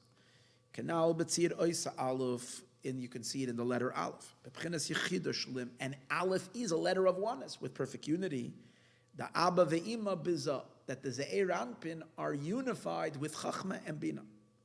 Okay, no Amar, that's why he says about then, and Amzeh, this nation, Sheshar Soy b'Ze'er Anpin, who are rooted in the Ze'er Anpin. And since the Ze'er Anpin is rooted higher, Levadad Yishkan, they dwell alone. Yehuda alone, beloy ervuvia, without any mixture. The Hukol Yehuda Shalim, because the Zohar says, because all of the perfect unity, Hacha Ihu, is over here, Havaya Elokeinu Havaya. So he explains, what is the meaning of these three names of God, which is the perfect unity? Piddish. Havaya, the first statement of the tetragrammaton of the Yud Kei Vav Kei, Hu B'chinas Yudi La, the Chachma. That's indicative of the higher Yud of Chachma, which we know that Chachma is sometimes symbolized just by the Yud, and sometimes we say the entire Shem Havaya, the entire Yud Kei Vav Kei, is in Chachma. Like we know, it says Havaya B'Chachma, that Havaya is in Chachma. That Chachma could be called Havaya itself. Elokim is Bina, because Elokim is constriction already.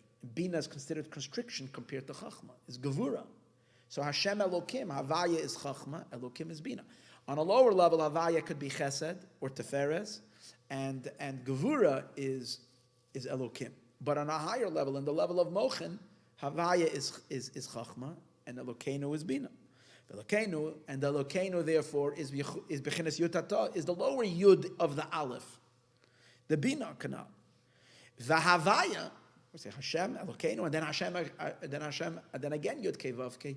This Yud Kei Vav Kei is lower than the first Yud Kei Vav Kei. The first Yud Kei Vav Kei is in Chachma. This Yud Kei Vav Kei is in Teferes, which is the Ze'er Anpin, which is the Vav. That's the second Yud Kei Vav Kei. B'mtzah Sakav, which is in the middle. Shehu B'china Ze'er Anpin, which this is the Ze'er Anpin. Behind the Mefarish Va'azal, and that's why the Zohar continues to explain the Haraza delay, the Zah B'shar Shayarisha, because it's secret in his first root. Biurei Tzurim the Oir Abba, in the mountain peaks of the lights of Father canal. Vis Yachid Achakach, and afterwards it becomes unified. What does it say? Bereisha, Begiza, Ubeshvila, in the head and in the branch and in the path. What does that mean? Reisha, the head, Yudullah, that's the higher Yud, the Chachma Datzilus, of Chachma Vatzilus, Chachma of the world of emanation. Shenikra Reish Tzurim, it's called the head of peaks, of mountains. V'hu b'chenas, and what do we mean over there? That he, the Ze'er Anpin, is rooted there. Because we know that even though Chachma is a nakuda, is a point that is not differentiatable, just one singular point of Ein Sof, of the infinite, yet in subtlety, there is already in Chachma the 6 directions. Remember we learned earlier, that's what we learned in the beginning of the Maimer, I touched upon it today, that even in the subtlety of Chachma, there is, like in the father, like the child, when he's still in the brain of the father, right, in the droplet, you can't really see the details of the child in the seminal droplet, but it's there. So in Chachma, which is the seminal droplet, there is Vav Ktzavis Ta'aba, the 6 directions of Father. This later evolves as the 6 directions of the Son, the full. Sheklulim Sham Behelim Gadol, it's there, over there, it's very, very, very benign, almost not in existence. Ubegiza, but that's Chachma, Roish Tzurim. And that's why it's called, he's soon going to say it's called, when he talks about the Chachma, he says it's called Avira, Reisha, Avira, what's the Lashon over there?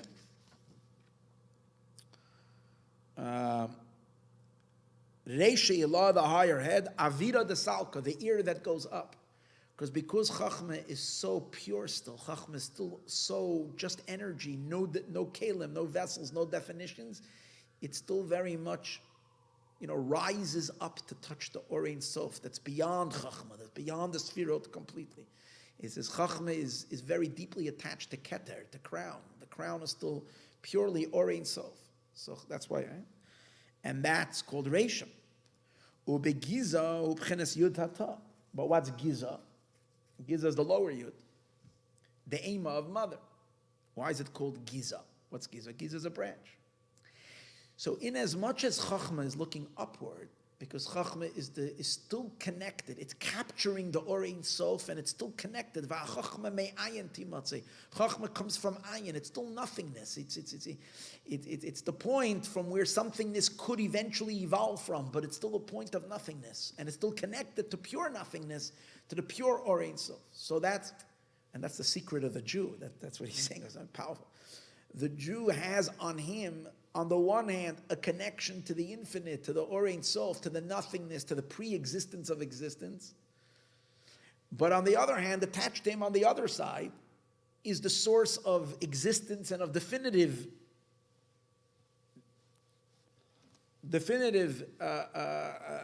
being. Because Bina, even though Bina is still very sublime and very high, but since Bina is already the source, remember we said a mother, she has, even though she might still be above it all, but she's going to have a child, and the child is noticeable in her. And not only is she going to have the boy, but she's going to also have the girl, which cosmically means the girl, which is Malchus, is literally the mother of actual creation, with all the details of creation.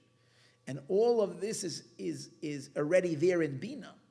So in Bina there is not just herself, but her and her children, including her daughter, and not only her daughter, but her daughter's child. Remember we said Moshiach, who is eventually going to come. So Bina is the source of letters, and the letters, and ultimately till the complete infusion in creation and in the details of creation. And that's why it's called, Bina is called the branch. And the Zohar says, why? Because Geza Yishai, because Yishai comes from it. What does that mean? What did we learn earlier? That from the mother will eventually come the daughter, and the daughter will be pregnant also. So that's the neshama of Mashiach. Which Mashiach?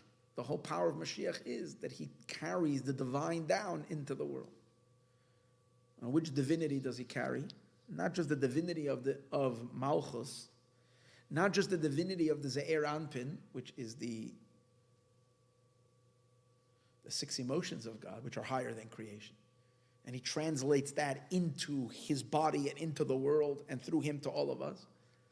But more than that, he captures the lights of the mother of the Ze'er Anpin, even of Bina, which is already, as we said before, the intellect is above. And not only that, he channels the lights of Chachma too. And Chachma is open to Keser. So ultimately, what is Mashiach doing? He's channeling the lights of Keser as it is, purely with its pure purity, without any definitions or colorings or definition or specifications and whatever. It's pure abstract of abstract of abstract. And yet he's bringing it down all the way into the world. And that's really the function of the Jewish people. To take the beginning of beginning and to reveal it in the lowest of the low, and in the final of the final. The bridge between the abstract and the concrete, and the unification of both together, and merging it both together. If we can understand the awesomeness of this depth, of this cosmic idea, of liberating time and space from the confinements and limitations of time and space, attaching it to the quintessence of beingness, and holding it all together, function of the Jewish people. Actualized through Mashiach, as he says. And I was explaining why is the Zohar saying over here there's perfect unity between Reisha, between the head, and Giza. What's Giza? The Ema, that's the lower Yud. Vatam Shanikra Giza. Why is she called Giza? Like he explains, Geza Yishai, the branch of Yishai. Piddish. It's a root and a source, L'Mashiach ben David, to Mashiach ben David. Nikra Geza Yishai, that's why it's called Geza. It's not yet Yishai, it's the seed from where Yishai will come from, or the branch from where Yishai will come from. Can you do as it is now? Areinu, what does that mean? We're talking about Bina. But in Bina, we said already that in Bina, it's not like in Chachma where there is the source of the child, but it's not noticed. In Bina, the child is already noticed. And not only is there the boy being born, which are the emotions, but even the girl is being born.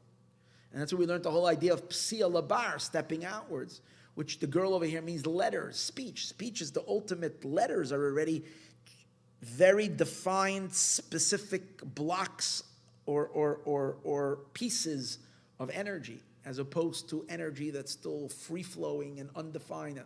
So in the mind, in the Bina, it's still very free. The energy is not yet locked in words. But from there is where words eventually will come from, so you have to say that the words and the letters are there already. And that level is called Malchus of the Tevuna, the Malchus level of the Tevuna, which is the Yesod element of Bina. As we said earlier, that in Bina there's already a stepping outward, in other words, already the preparation and the beginning, so to speak, of these letters that are what can take godliness into bite-sized crumbs, letters and speech into the world. Bevav the Hey Shaina, in the Vav of the first Hey. The primary Hey of God's name has a little Vav. And that's the Vav. That's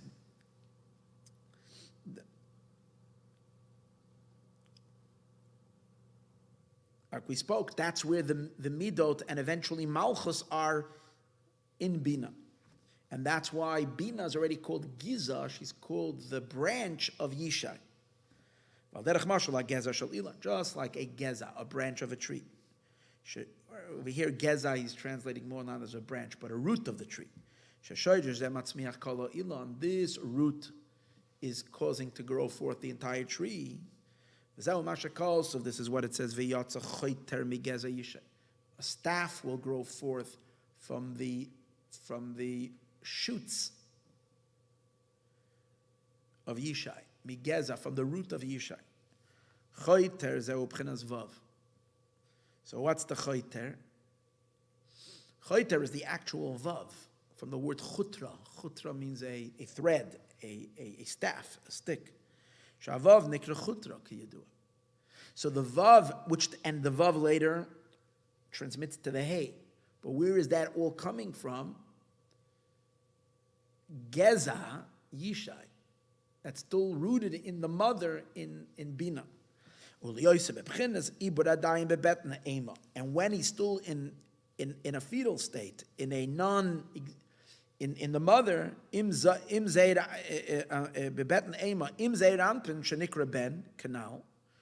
and when it is still in the mother's womb, with the Zeir Anpin that's called the son, like we spoke earlier, means it will go out, because he hasn't gone out yet. We're dealing, in the Pasuk speaks about the Yatsa Chayter, because in the entire time of exile, it's not yet developed. From Malchus of the Tvuna element, which is the beginning of the stepping outward canal, Shanikra Geza Yishai, which is called the shoot of Yishai, a root and a source, Lametzias Yishai, to the existence of Yishai. It's so amazing over here, but you see how central Moshiach is. In the entire evolvement of the structure of Atzilus, it's all a preparatory stage to get to the neshama of Moshiach that eventually is going to be born into the world and channel the divine, as we spoke earlier, break through the barrier and extend the divine into the human down here below. When eventually, when the nukva of the Zeir Anpin, which is the Malchus, will be structured, which is the latter hay, and over there Mashiach is also included in an Ibor state, meaning The Geza Yishai, Yishai's descendant, which is Mashiach, is there in a state of Ibor Canal. The Inyan HaMaimer, give it ata, the Iskalal Brabahada. Like we spoke earlier, when we spoke about the lower hill, there's the higher hill, which is Bina, the lower, which is Malchus, that has a child within her. Ulezahatam, and for this reason, Nikra Yud Tata de Ema. This is all an explanation of why the lower Yud of Bina, Shatachas HaKav, that's under the Kav, under the Aleph, is called Giza. You see? So now it seems to be a technical, but I think he's saying something very, very, very, very, very powerful.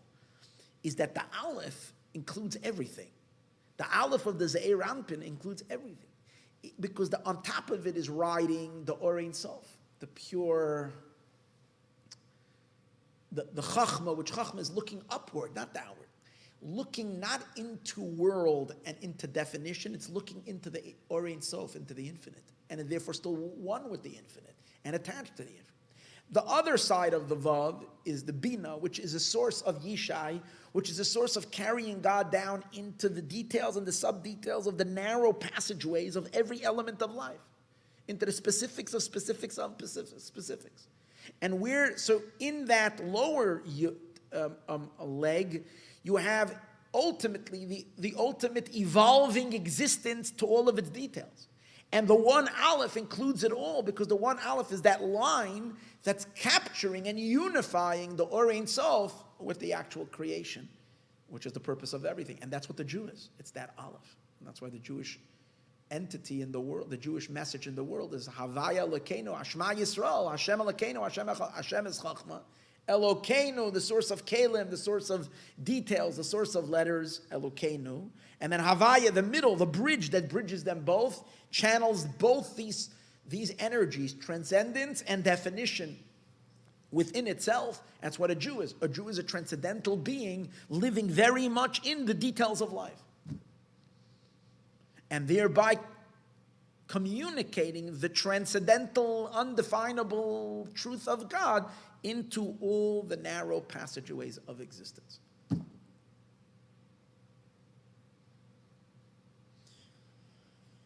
Shehu b'chinas olezeh atam nekriyut adoyer v'hu nasas b'chinas p'sia labar b'vav tehei rishayna kanal.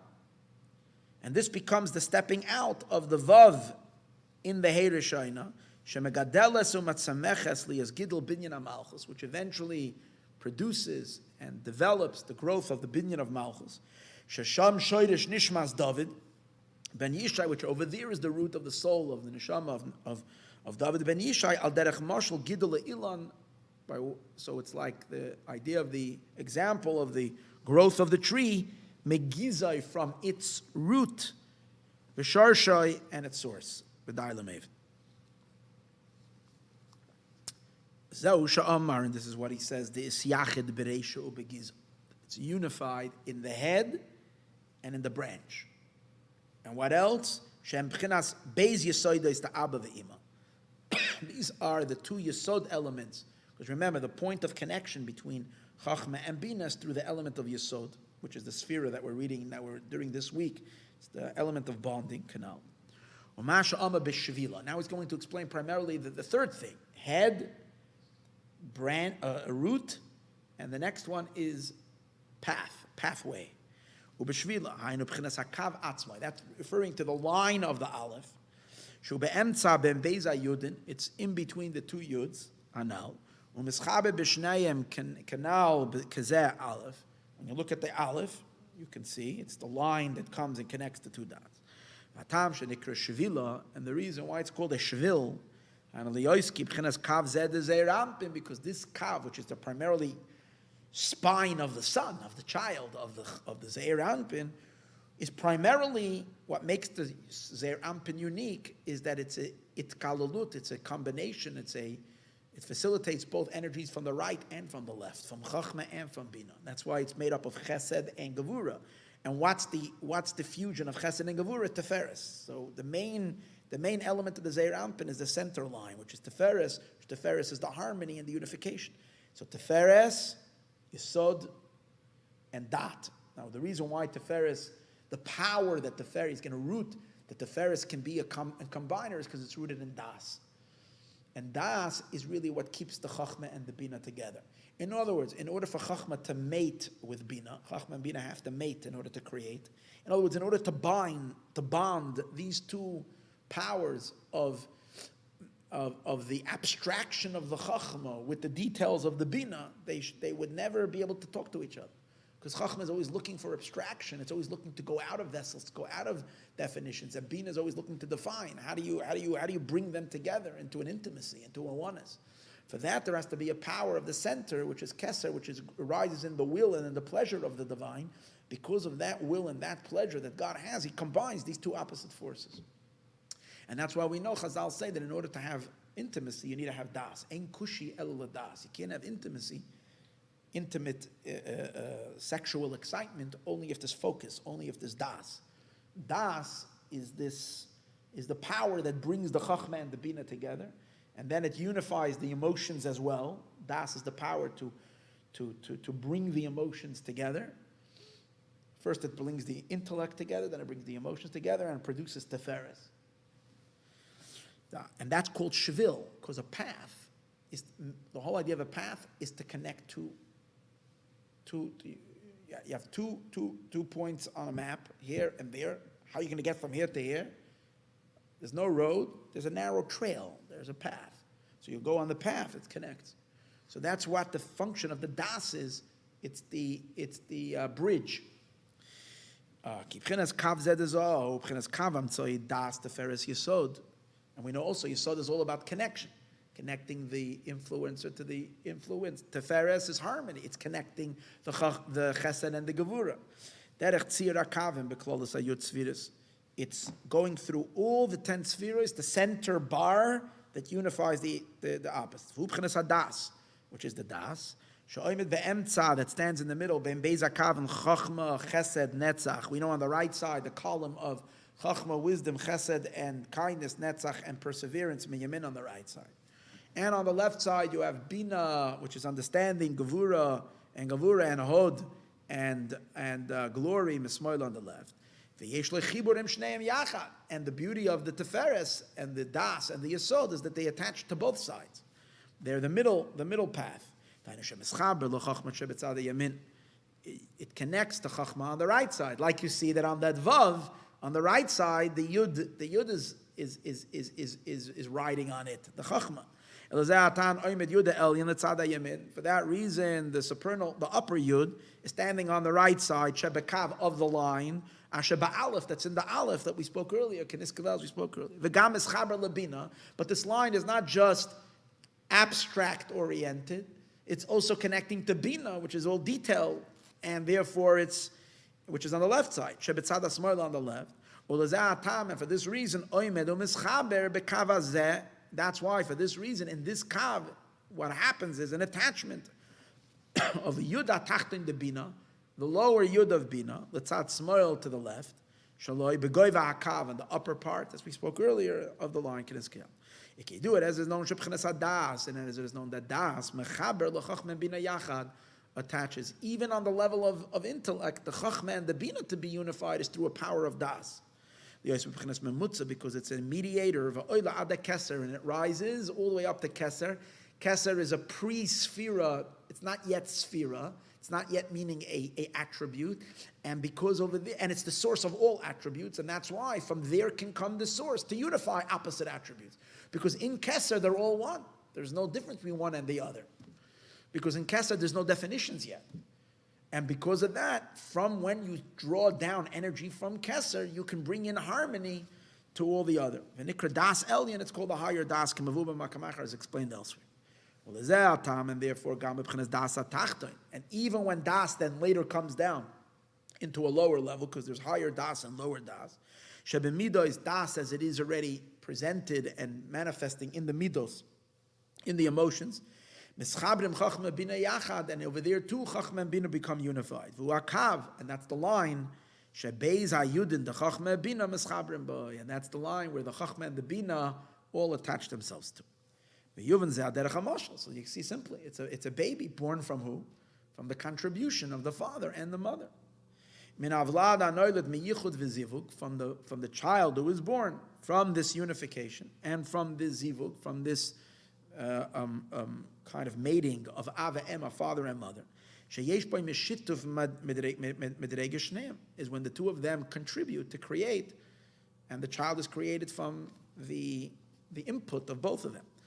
And that's why we see in the child, even the physical child, the bone elements and so on and so forth is traced to the father. From the whiteness, what the father gives, even in the seminal drop, it's white. V'habasar, which is chesed energy, which is white. And the mother, which is gevura, is primarily responsible for the flesh, blood, the red stuff. V'habasar min ha'oidem shebe'em is coming from the red, which is coming from the mother. So in an infinitely endless chain of abstraction, and anthropomorphically speaking, as we say, higher and higher, we reach as these ideas exist also in the divine between Chachma and Bina. The chasadim, the Abba shebeyud, the Elyon, the chasadim of Abba, of Chachma, which is in the supernal Yud, Ubchinas Gevuras, the Amen, the Gevura element of the mother, shebeyud the Tachten, that is in the lower Yud, Murkavim become integrated and intertwined, Bekav Zeh shebe'emtza, and this line that's in the middle. As stated at great length elsewhere, and this is the reason Shenikra Kav Zeh Shevila, and that's the reason why this Kav is called a Shevil, because it's a mediator between Chachma and Bina, and just like through a Shevil, through a pathway, it attaches the guy on top of the mountain. If you want to come to connect the two, you go on the trail that leads you to the top of the mountain. The person on the bottom of the mountain can go meet the person who's living on the chalet on the top of the mountain.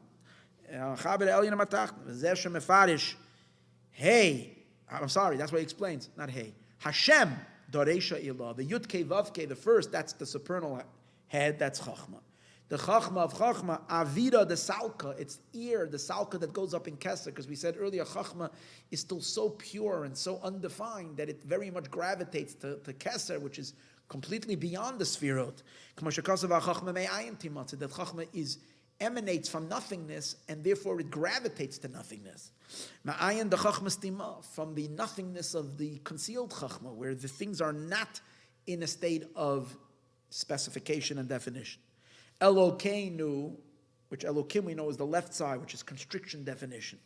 Dagiza the Yishai, that's already the shoot, the root of Yishai, which is Yutata, which is the lower Yud of Bina, which eventually from that Yud of Bina, which is already in a subtle way, the beginning of definitions will eventually come to the Ze'er Anpin, and from it, the details of the Ze'er Anpin, eventually the Malchus, and then impregnant in Malchus will be Moshiach, which is called Geza Yishai, which means ultimately all the way down into the definitions of this world, godliness will be infused.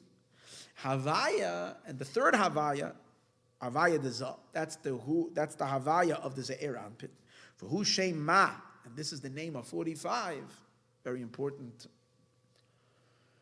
number this week, the 45, B'milui Alphin, which is the Shem Ma, which is the Yud Kei Vav Kei as you fill it with an Aleph. The first Havaya is not Havaya with Milui Alephs, maybe it's Havaya with Milui of Yuds, which is the Havaya of Chachma. This second Havaya of Hashem Elokeinu Havaya is Milui Alphin. And the Milui Alphin is that you fill the Yud Kei Vav Kei with an Aleph. You don't fill the Yud with an Aleph, but you fill the Hey with an Aleph, the Vav with an Aleph, and the latter Hey with an Aleph. And when you add 26 plus those hidden letters that are inside, you get 45. Shekol Mishneim Yachad, which we know that the Ze'er Anpin has Chachma and Bina in it, Chesed and Gevura in it. And it is enough to those who understand. That's why he says over here, the Aleph, the Echad, and that's why he says that the Aleph, the Meticha, the expansion or the measure of the Aleph, Shiura de Sitrin, is the measure of the 6 sides. Over here, it's very cryptic, and I wasn't really understanding it. Kula is yachtas b'hai ois, and all of them are unified in this letter. Ki echad b'chenazah, because echad. See, till now we said Havaya, Lakeinu, Havaya are the 3 parts. Havaya is Chachma, Lakeinu is Bina. Havaya again is the Ze'er Anpin, and it's all funneled into the Aleph of the word echad. So even though you have already the Ze'er Anpin in the word Havaya, but where is it really next stage, fully developed, the Aleph of Echad, is a derivative of the Havaya and Elokeinu, the Chachma and Bina combination that creates the child, which is the second Havaya, all that produces the Aleph of Echad. Now the Aleph of Echad, however, which is the combination of the abstract and it has within it the potential to channel down into the definitions, actually goes ahead and does what it's supposed to do when the Aleph marries the Daled of the word Echad. The Daled is the Malchut, which is already the words and the letters and the source of the actual universe, or the words of the actual creation. To channel and bring down the divine into Malchus. And that's why the second marriage takes place, of the second couple. Chachma and Bina on the top, and now Zeir Anpin and Malchus get married to produce the soul of Mashiach. Again, ki echad b'chinas Zeir Anpin, the echad, which is the Zeir Anpin, shekol lulmei Hashem Elokeinu, which incorporates within himself Havaya, which is Chachma, and Elokeinu, which is Bina. Chachma, Bina ki yedua, the Chachma and Bina, as it is known. And this is what the Aleph of the Echad is indicating. But you take a look at the word Echad, the Daled is not just a Daled, it's a large Daled, a big Daled. And the big Daled, that's the female. Like will be explained. We'll begin Kach, and that's the meaning of Levadoid, and Am Levadod Yishkoin. So now he's going to explain the idea of Levadod Yishkoin. The Zohar says, we'll begin Kach, because the Jewish people are Meirosh Tzurim. The Zohar is making a connection. Because we're rooted in Rosh Tzurim, Umigvois Asherera, because the Zeir Anpin is rooted in Chachman and Bina, that's why Am Levadod Yishkoin. So what's the connection? He's giving a praiseworthy reason. That's why they live alone. Because I see him from the tops of mountains. And it's connected to what it said earlier. In other words, Am Levadad Yishkan is not a new statement. It's a continuation to Meirosh Tzurim Areinu. And this is what he says. I see him from the mountain peaks. Al Kain, therefore, and Chulu, and Migvois Asherena, right? Al Kain and Am Levadad Yishkan, they live alone. Ubir Advarim. What's the explanation of the matter is? And in Mavua Lamaila, it is explained earlier, Bepirish Badad, that what does Badad mean? So we said earlier, Badad means that the Zeir Anpin, why is it Badad? Because it's rooted in the Mochen, and Chachma Bina is like the head, which the head is separated from the rest of the body. It's above and beyond the rest of the body. So since the Jewish people are rooted, their source is Zeir Anpin, and Zeir Anpin is rooted in Chachma and Bina, which Chachma and Bina is Mochen, and it sits alone. That's the idea of Levada. It's the yichud of the Zeir Anpin be'abba ve'ima, with father and mother, with Chachma and Bina. This yachid, because it is unified, as you see in the letter Aleph, that the middle of it is flanked on both sides by a father and a mother, bereisha ubegiza, with the head and with the root, as we spoke earlier. This is its own unity. This is the idea that it is so unified. Remember we said two perushim in the word badad. Badad, separated in the fact that it's completely unified. Because remember we said that in the head, all the details are very, very together. Shanikra his boidedus. This is called his bodedut. Being alone. It's interesting. People always ask me, is there a concept in Chabad of his boidedus? In Breslov Chasidus, we always learn about his boidedut. In Chabad, we always learn about his boinenus. His boinenus is contemplation. His boidedus means to go off and be alone with yourself. So here is where you see the word his boidedus in Chasidus Chabad too. But here he's just using it as explaining the concept of being alone, not mixed, and being to yourself. Bilti misarev im zulosei, not mixed with anything else, and separation. Umach mazem estaf achakach. But here's the thing. The greatness of the Jewish people is not that we're in isolation. The greatness of the Jewish people is that we impact, that we're immanent, not that we're abstract. But here's the idea. The reason why we are able to be impactful and immanent and present, very much present in the world, and and be impactful in the world, and to make our contribution to the world, which is the contribution of holiness and godliness into the world. And it's dependent on the other element. So in order for us to be able to do that, we need to be completely removed above and beyond and abstract with the epitome of abstraction. Because if we wouldn't be so above and so connected to the abstraction of the infinite, then when we would go down to influence the world with holiness and with oneness, when we'd go down to bring the message, the messenger would get overwhelmed by the place he or she is there to bring the message, and we'll forget the message, and we'll become assimilated into the world will overwhelm. The concealments and the darknesses of the world would be so intense that it would swallow the Jewish people completely. So in order that we should be able to retain our godly consciousness and our godly holiness and share it with the world, we need to be in absolute separation from the world. As we spoke earlier, that no matter how much we try to nail the Jewish people, destroy them, assimilate them, this and that, we seem to be so slippery, no one can lay a hand on the Jewish people. Slip out of everything. The reason we slip out of everything because Jews are rooted in the abstraction of God. And when the abstraction is not something. A something you can destroy. Something that's not something can't be destroyed because it's beyond. So you're looking at the Jew, you're looking, there's a person in a body. God forbid, you can destroy the body, but the soul is elusive. That's the point. It's elusive. The Jewish people are elusive. The reason they're elusive is because, in essence, we're a godly being.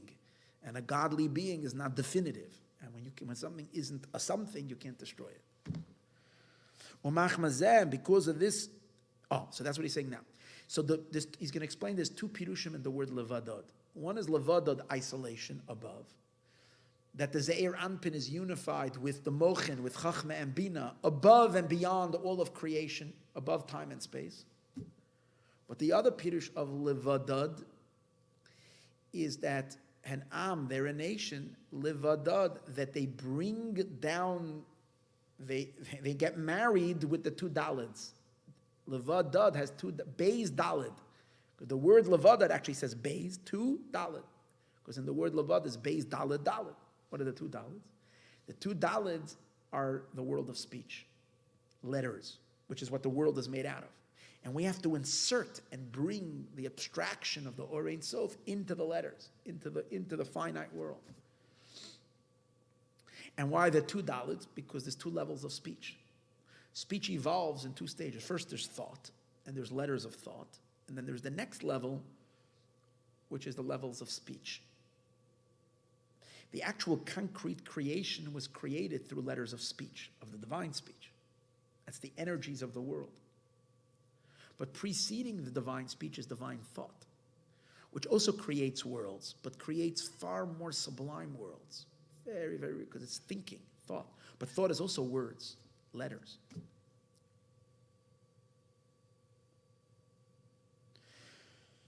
These two levels of speech and thought are also called Rachel and Leah, the two wives of Yaakov.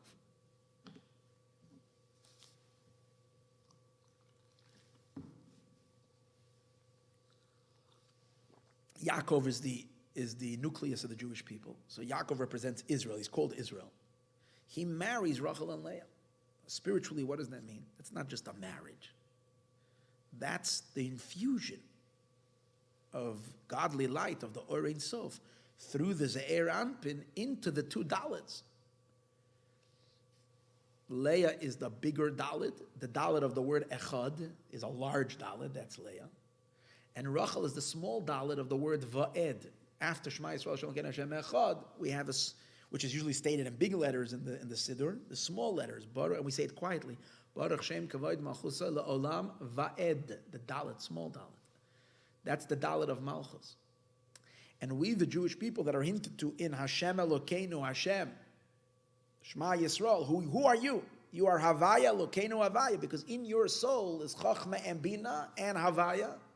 And therefore, you develop as an Aleph from the word Echad, and the Aleph marries and attaches itself both to the two Daleds. The Dalet of the upper Dalet, the bigger Dalet, that's the letters of thought, and then finally the lower Dalet, which is the letters of speech, to infuse into a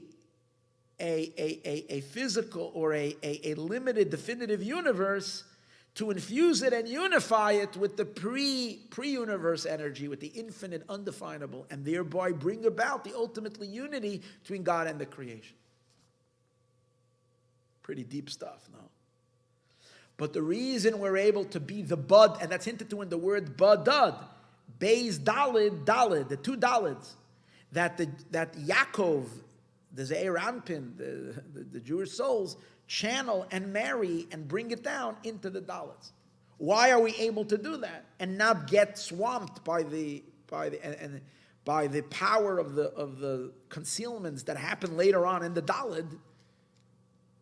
How is it that we can retain that godliness? Is because Levadad, because we're rooted in Chachman and Bina. And when you're rooted in Chachma and Bina, there's no Yenikas Achitzonim over there. There's no pollution. There's no hacking. There's always a place of purity. That's what is it. For instance, within the depth of a Jew, there's always a place of purity, where all the darknesses of the world cannot contaminate. And that's why we have the Jew is undefeatable, because he's got the ultimate mission. And because of this comes out, emerges afterwards. Sheyachali is Beis Yechudim. There can be two unifications, El Yainim, the two supernal unifications, Leah and Rachel, with Leah and with Rachel. Shem Beis Dalson, these are the two Dalits. Tahainu Pirish Badad. In other words, let me put it into simple words. Because Yaakov is the son of Rivka, of Rebecca, and Yitzchak, for example, that's why, you see, they're the ones who sent him to go get married to Leah and Rachel. So he goes and he marries Leah and Rachel because his mother and father told him. So in other words, the power for Israel, for the Jewish soul, is because we're rooted in Chachma and Bina, we can go down and have a unity with the Pirish Badad, Beis Dalson, the Leah of Rachel. You do it is known, the Hanukva. Now he's going to explain what's the relationship of Dalit. The Hanukva, the female, which is Malchus, Nikra Dalis, is called a Dal. Why is she called Dal? Ki you do as it is known, Bepirish, and the word Chesed. Chesed means Chas, to have mercy, to have caring, to have compassion, to have empathy. Dal, for the Dalit. Dal is the poor. Why do you do kindness? You feel empathy for the poor.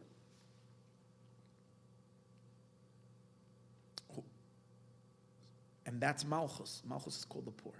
Because Malchus is already, what's Malchus? Malchus is the divine speech. It's already fixed.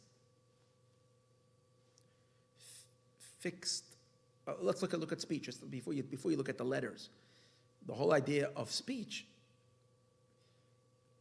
it's an amazing power to talk, but you have to give it content. If you don't pour content into the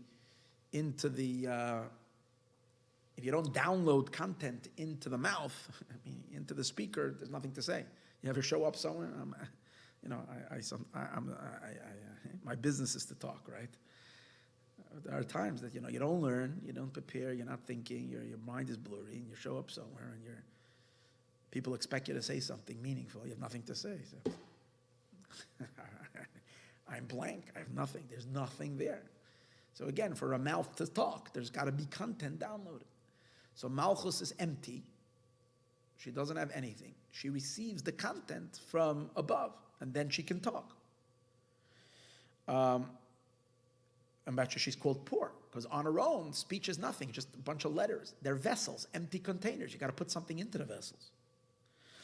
So im ha-shechina, that's the concept of the shechina. Shenikreis dal, she's called dal. Koshekasev ashrei maskil el dal. Praise is the one who's maskil el dal. Simply, it means those who care for the dal or something. Deeper meaning, it brings the seichel down into malchus. V'chein goimel dalim. The one that is gomel, who cares dalim for the poor.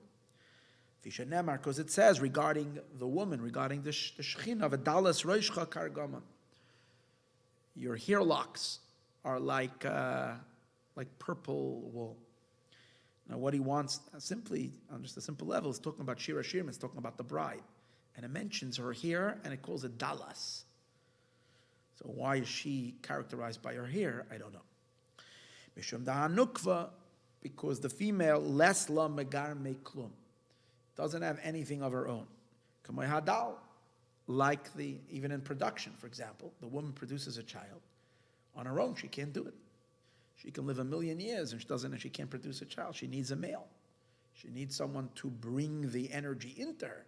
She'll take it and make something magnificent out of it, but she needs to be given something. She's the awesome producer. But she doesn't originate. You bring her something, she will turn it into gold. She will turn the nothing that the husband gave her and turn it into a child, into a human being.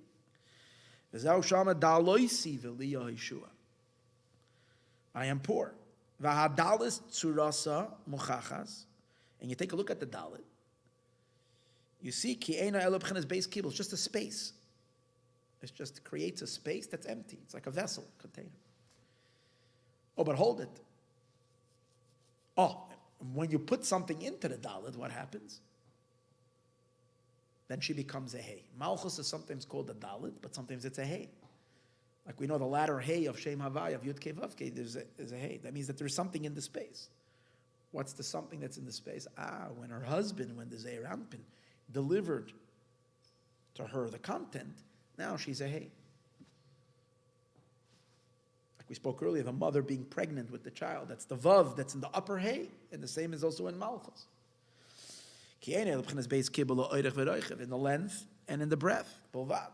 But the small leg that's later inserted into the Dalid, who Yid, that's the Yud, Shenitan v'nimshach b'malchus mizeir anpin. The Zeir Anpin gives her an infusion. Ki Yadu, as it is known, and once that, she stops being a Dalid, she becomes a Hay. She's married, she has now Hashpa. And that's why we know that sometimes Malchus is called a Nar, and sometimes it's called Naira. The difference between Nar and Naira, Nar is a youth, a young girl. Naira is when she's already received from a man. Naira or Kol, Malchus is called Kol, but that's before, when she's still single, so to speak. When she's married, she's called Kala. You add a hey. So that's it. The Adaloi Kabil is the Char, the words of the Zohar elsewhere. Until she hasn't received a male, Nikranar, Chasar Hey, she's called without a Hey. Oy Kol, or she's called Kol, like it says, Einei Chol, the eyes of Kol, Elecha Yisabeinu is hoping to you, God. So it refers to Chol as Malchus called Kol. Kashem Mekabel, as once she receives Shefa, the Shefa, she becomes a Hey, Kala. Why? Because the hashpa that she receives into Malchus mystically is associated with 5 powers. 5 powers of chesed. There's a Eranpin gives her husband. He gives her 5 powers of chesed, 5 powers of gevura. And 5 is hay. So it's 5. One reason why it's hay. Secondly, because her dalid was now filled with something. That's why it became a hay. When she receives shefa hay chasadim, the 5 chasadim, the hay gevurais and the 5 gevurais, mize Eranpin from the Zeranpin, Nikra Naira, she's called a Naira, and that's what we do when we give Tzedakah. Before we give the Tzedakah, Malchus is called Tzedek. As it says in Pasach Eliyahu, Malchus iu Tzedek. Malchus is Tzedek. Once you give the Tzedakah, that means you're giving to the poor down here, it's evoking up there that HaKadosh Baruch Hu gives Malchus, and then from it becomes Tzedek, you created Tzedakah. Nikra Naira Kala v'chein inina hefesh bein tzedek letzedakah, the tzedek and tzedakah. Ki tzedek iu dina the malchusa is the level of malchus where malchus stands alone. And when we know when malchus is alone without any infusion from higher, she's very constrictive, very, very, very critical, very, very, very judgmental. And when she gets an infusion from her husband, she relaxes and becomes very, very light and happy and in terms of the world, that means that there's a lot of goodness and kindness and wonder. When there's just judgment, Malchus is because of Malchus not receiving from above. It is known. That's what we know always, that part of sweetening the judgment is to do a mitzvah, because then you bring about a hamshacha from, that's why people, primarily tzedakah, people give tzedakah. Today's class was a tzedakah, l'schus refuah shalema, because all constrictions come from malchus being alone. When you infuse malchus with masculine energy, it causes broadening. And malchus is the motherboard of creation. So when you add more vitality and energy into malchus, things can change. All the brachas can come. Then you do it as known. In nukva itself, there's two levels. There is an inner nukva, an inner female, and a more external female, a higher female and a lower female. Two levels of letters. One is Leah. The higher hay, Hagedola is also Hey Gedola, the larger Hey is Leah. But that's Leah after she's going to be married, she's going to be an upper Hey. Before that, she's an upper Dalet. Even though when the Torah says Leah and Rachel called Hagedola Haktana, it's talking about Leah and Rachel before they were married. It's talking about them in the context of getting married already. So it's already, but really it's a Dalet, two Dalets who later turn into two Hays. Shem Hagedola Leah, v'hubchenas oisias hamachshala. That's the letters of thought. Shesharch Sham, which they're rooted b'malchus tetfuna. We can now, like we spoke earlier, that where they're rooted malchus. V'hubchenas dalet rabasi de'echad. That's the large dalet of the word echad. Shu inyan kesha shel tefillin, which is also the knot of the tefillin of the head, is in a form of a dalet. And where is it? It's back here. Back here is where the mochen of mother is on the left side, and back here is where you put, because from malchus the tefuna is where Leah takes from. Kiyadua. Areinu yichud Yaakov v'Leah, and then you have the yichud, because we're talking over here badad echad Aleph and the Dalet get married. The infusion of the Zeir Anpin. It's, for example, the idea that there is an emotion flowing into the mouth, that the mouth should be able to speak words of love. You should have content, what to say. That's the yichud of Yaakov and Leah. First, you have to have content in what to think. Thoughts. What are thoughts driven by? Just thinking. What drives always our thinking is certain emotions. Sometimes subtle emotions. We're not like, it doesn't have to be, we're very intensely excited, but there's an excitement. We have things that we're excited about. If you're planning to travel somewhere, so already weeks before that, you're thinking about the travel. If it's an excitement for where you're going, and that creates your mind goes off and thinking about what if you're planning, I don't know what, you're planning a wedding, you're excited about your wedding, so your daydream, you'll be daydreaming about something. If you love someone, you saw something very, very fascinating, you fell in love with it, you're going to continue, thinking about it, the thought, because there is an excitement, there is an emotion there. It's driving. The thought are just the letters, empty letters. You can create millions of combinations with these letters, whatever, but in order to activate them, it needs to flow. Energy needs to flow from the emotions into the letters. That's the marriage of Jacob, which is the emotions with Leah. And on a divine scale, obviously, this is cosmic. Yichud Yaakov Leah, Aleph de Echad, with the Aleph of Echad, and the Dalet in Dalet Rabasi, with the big Dalet. Ki Aleph de Echad, She'iro the Shis Sitrin. The Aleph of Echad, its shear is the Vav canals, we spoke earlier. It's all B'toich Zeg Kol Gamkein. Now, included in this Yichud of Yaakov and Leah, the potential for the next level of Yichud, which is between the Zeir Anpin, again Yaakov, and Rachel. You see Taka in the order that Yaakov marries first unintentionally, but he marries first Leah, and then afterwards he marries Rachel. V'gam kein Zav Rachel, Shudalet Katan. Rachel is called Katana, the small one. V'ubchenes Oisis Adibur, that's already the next level of speech. Thought. From thought, it should come down into speech. And all of this is, however, the lower yichud shenichlal b'yichudi Allah dezah ba'aba ve'ima niskaliyah.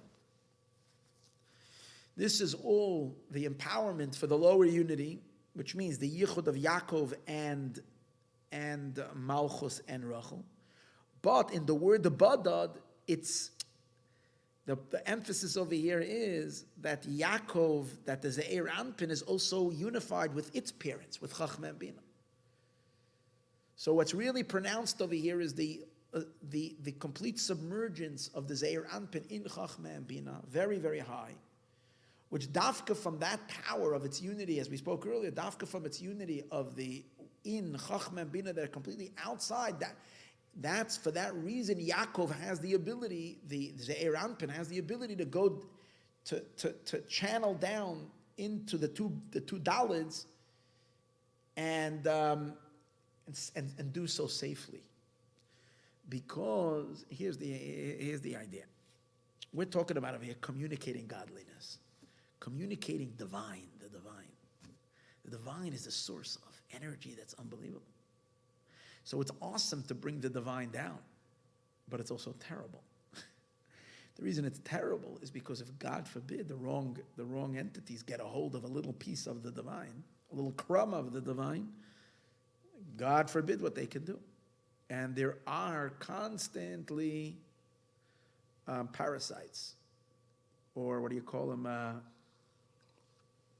Scavengers. The scavengers are roaming continuously. The klipot are roaming. So you're making yourself only vulnerable when you're bringing down such intense energy. Not just a divine influence, but the divine himself. So to bring down, now in order to get it into the world, you got to first get it into the words, into the letters. In order to bring energy into the world, into the actual cosmos, you got to first, the letters are the code through which everything enters the cosmos, because God creates the world through letters. So when you do the yichud and you bring this intense energy into the two Dalids, it's dangerous. So therefore, the only way to protect it, that there should not be, God forbid, a hack and a stealing of this energy, you got to have the mashpia, the influence, the Ze'er Anpin, firmly connected in Chachma and Bina, because when it's connected to Chachma and Bina is so intense, and when that energy is felt, the klipa can't leak. It remains safe, protected, and it goes where it's supposed to. Only after he becomes unified within himself. The first pirush in Badad. Badad means because it's attached alone, isolated. He's part of the mochin above.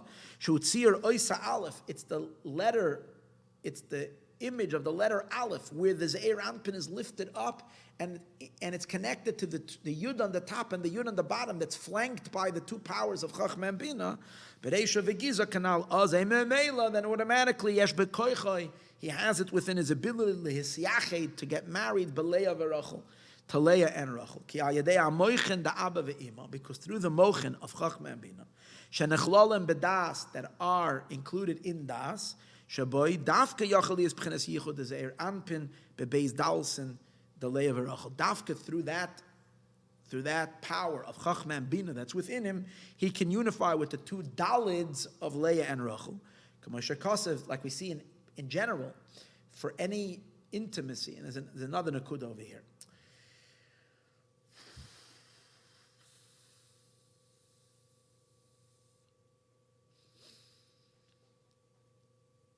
In order for a yichud to happen, you have to draw from higher.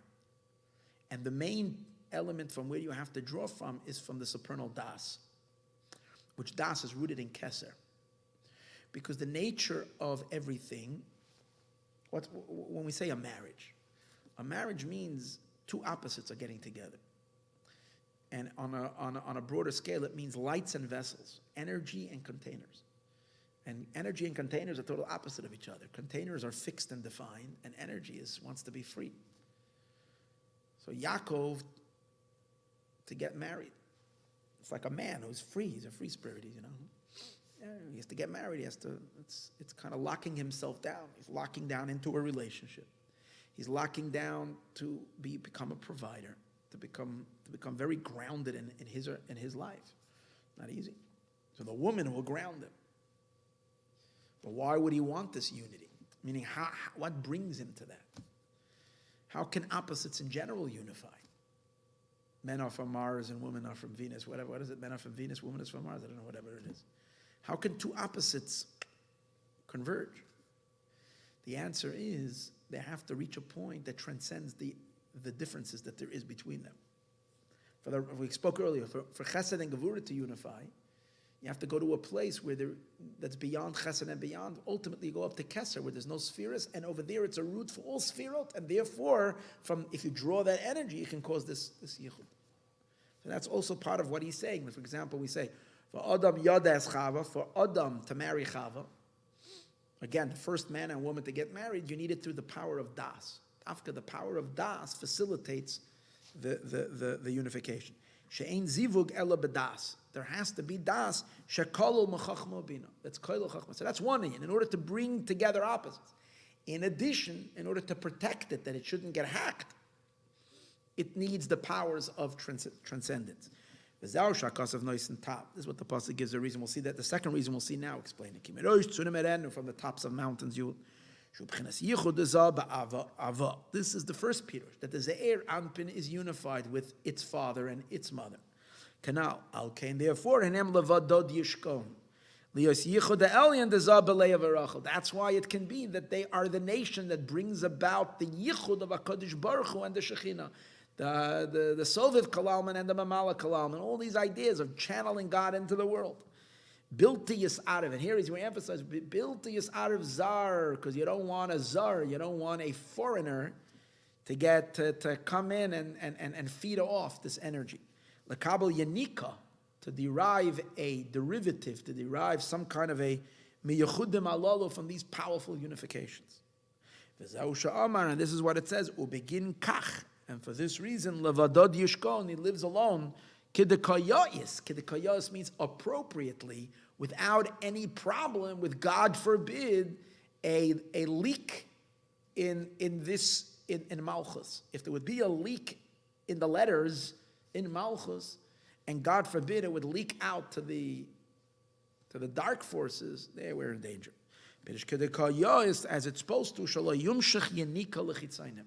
should not come a yanika, a life leakage to the external forces. Mehem. And that's what the meaning of badad.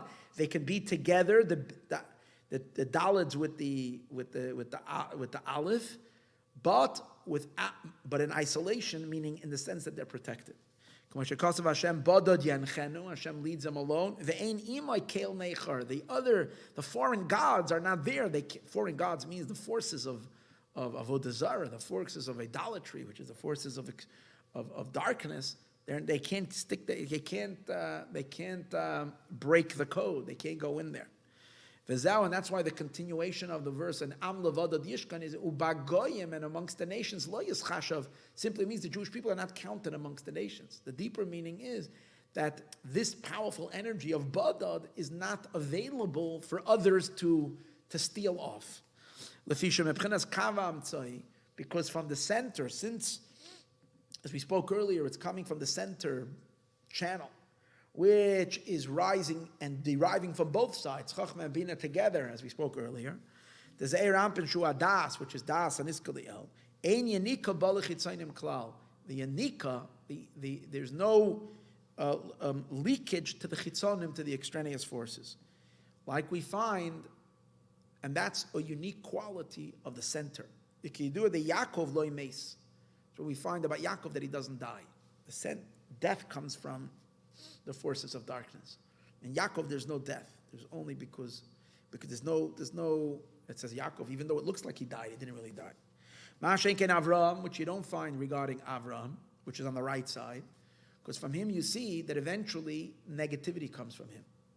Ishmael and Yatzim and Yishmael, Yitzchak, and from Isaac, from Yitzchak, Yatzim and Esav. Esav eventually evolved from him. V'zau sha'amar, and this is what the pasuk says, Ubagoyim, and the nations, which represent 70 nations, but primarily they're divided 35 and 35. 35 to Yishmael, the source of Islam, and 35 to Esav, the source of Christianity, and in the middle is the small little group of the Jewish people, sandwiched in the middle. And yet, the Esav aklulim behem lo yischashav, they're v'day l'meivin, remain pure, unimpacted.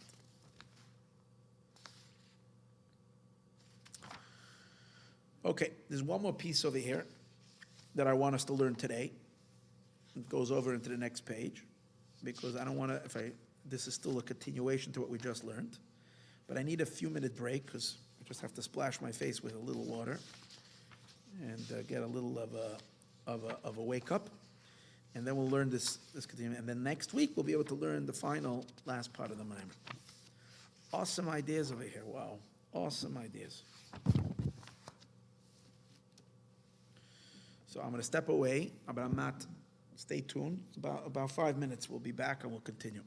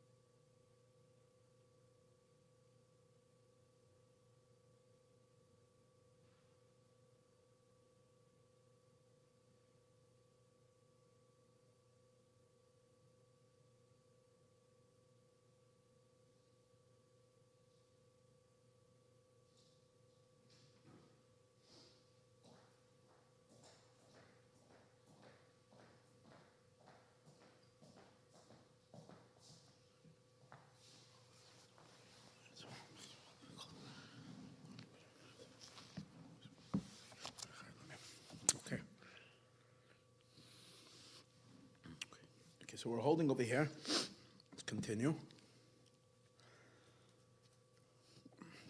The Zohar now continues. Now he's going to bring in the next passage of the Zohar. When the verse says, "Hein am levado yishkon," there are people that sit alone. Ubagoyim, and amongst the nations, lo yischashov, they're not counted. The Zohar gives suddenly a very interesting explanation of what does it mean, ubagoyim lo yischashov. The Zohar says that the nations, they don't have thought. What does it mean they don't have thought? So let me read the translation of the word, and then he's going to explain. Yisrael, the Zohar says, Israel, Islahin Ksav. They have a script, Veloshan, and they have a language. What's the script and the language? Is we have the Torah. We have the letter of the Hebrew alphabet. Umikol ois, and from every letter, because we have such a holy alphabet, it's a divine alphabet. Yecholim listakala, they can therefore look b'diyukna, in the form of the letter, v'tziyura, and in the image and in its kedekayos, and therefore they can look into it, and they can look really well into the diyukna v'tziyura, into the form and in the image of the letter. Kedekayos, the way it's appropriate. Aval b'gayim lo yischashav. The nations don't have that. Why? Raza dena, this secret. Begin the leislan ksav. They don't have a script, lashon, and they don't have a language. Less loin listakala, so they can't gaze in ulaminda klum and know anything. The hakol hema maiset, the hakol hevel, because everything is just vanity. Hema maiset tatuyim,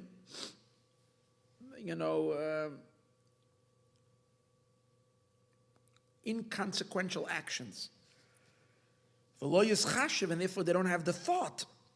Raza dena, this secret, b'machshava, in thought, v'estakla, astuklusid, in their looking, in their vision. Hoyav leislan ksav, because they don't have a script to look at. Zakon and Yisrael, how fortunate is Israel. So what does that mean? First of all, what is the Zohar saying is that the Jewish people were given, in addition to just the script of the Hebrew alphabet, which by looking into them, they get very deep insight into the hidden mysteries of existence. Because these letters contain everything in them. If you crack the code of the letters and you go deeper and deeper and deeper into them, you can gaze, we're soon going to see, you can gaze deeply into the divine. The nations don't have that because they have letters, they have a script, but that script is just human-made. An A, a B, a C, whatever, or in any language you put it. It's nothing of real cosmic value because the existence wasn't formed with these letters. So that's what, for an example, in Judaism, we know we can have so much gematria and codes, and everything is in the letters. All the secrets are in the letters. So the Zohar, that's what the Zohar is translating, that in the nations, lo yischashav, the nations don't have machshava, don't have the deeper thought, because they don't have the vehicle of it, they don't have the letters to think. So they can explore nature, you can do scientific research, but you only get to see the world as deep as you're getting to see it. Because you're not looking and examining the inner infrastructure, the underlying code of existence. You're just using, human tools to explore the world as far as you can dig in on human. Even if you can explore outer space and all that, how deep are you going? How far are you going? But through the letters of the alphabet, you can see deep, deep, deep, deep into the core of things. Ubagoyim lo yischashav. So according to that, all that it's saying is that in Goyim, there's no machshava, no thought. We don't mean there's no thought. There's no this cosmic thought. There's much deeper thought. But he's going to ask, wait, hold it. It seems to be a whole new interpretation. We're learning over here The simple meaning of the word Bagoyim lo yischashav is that the Jewish people are not counted amongst the nations. From the word yischashav comes from the word chishuvim. Chishuv means like to be, they're not part of the equation. So it's referring to Israel as not part of the Gentile equation. But according to this, we're talking about a whole new thing. The nations don't have thought, machshava. And how fortunate is Israel that they do have. He's going to connect the two. And he's going to explain what's the deeper, why the Jewish people do have thought. And how that's connected to what he just said before. So he explains. According to this Pirush, that it's referring, when it says lo yischashav, they're not, it's referring to the secret that's in the image of letters. Amongst the nations, they don't have it. The leis loin ksav, because they don't have a holy script. But amongst the Jewish people, by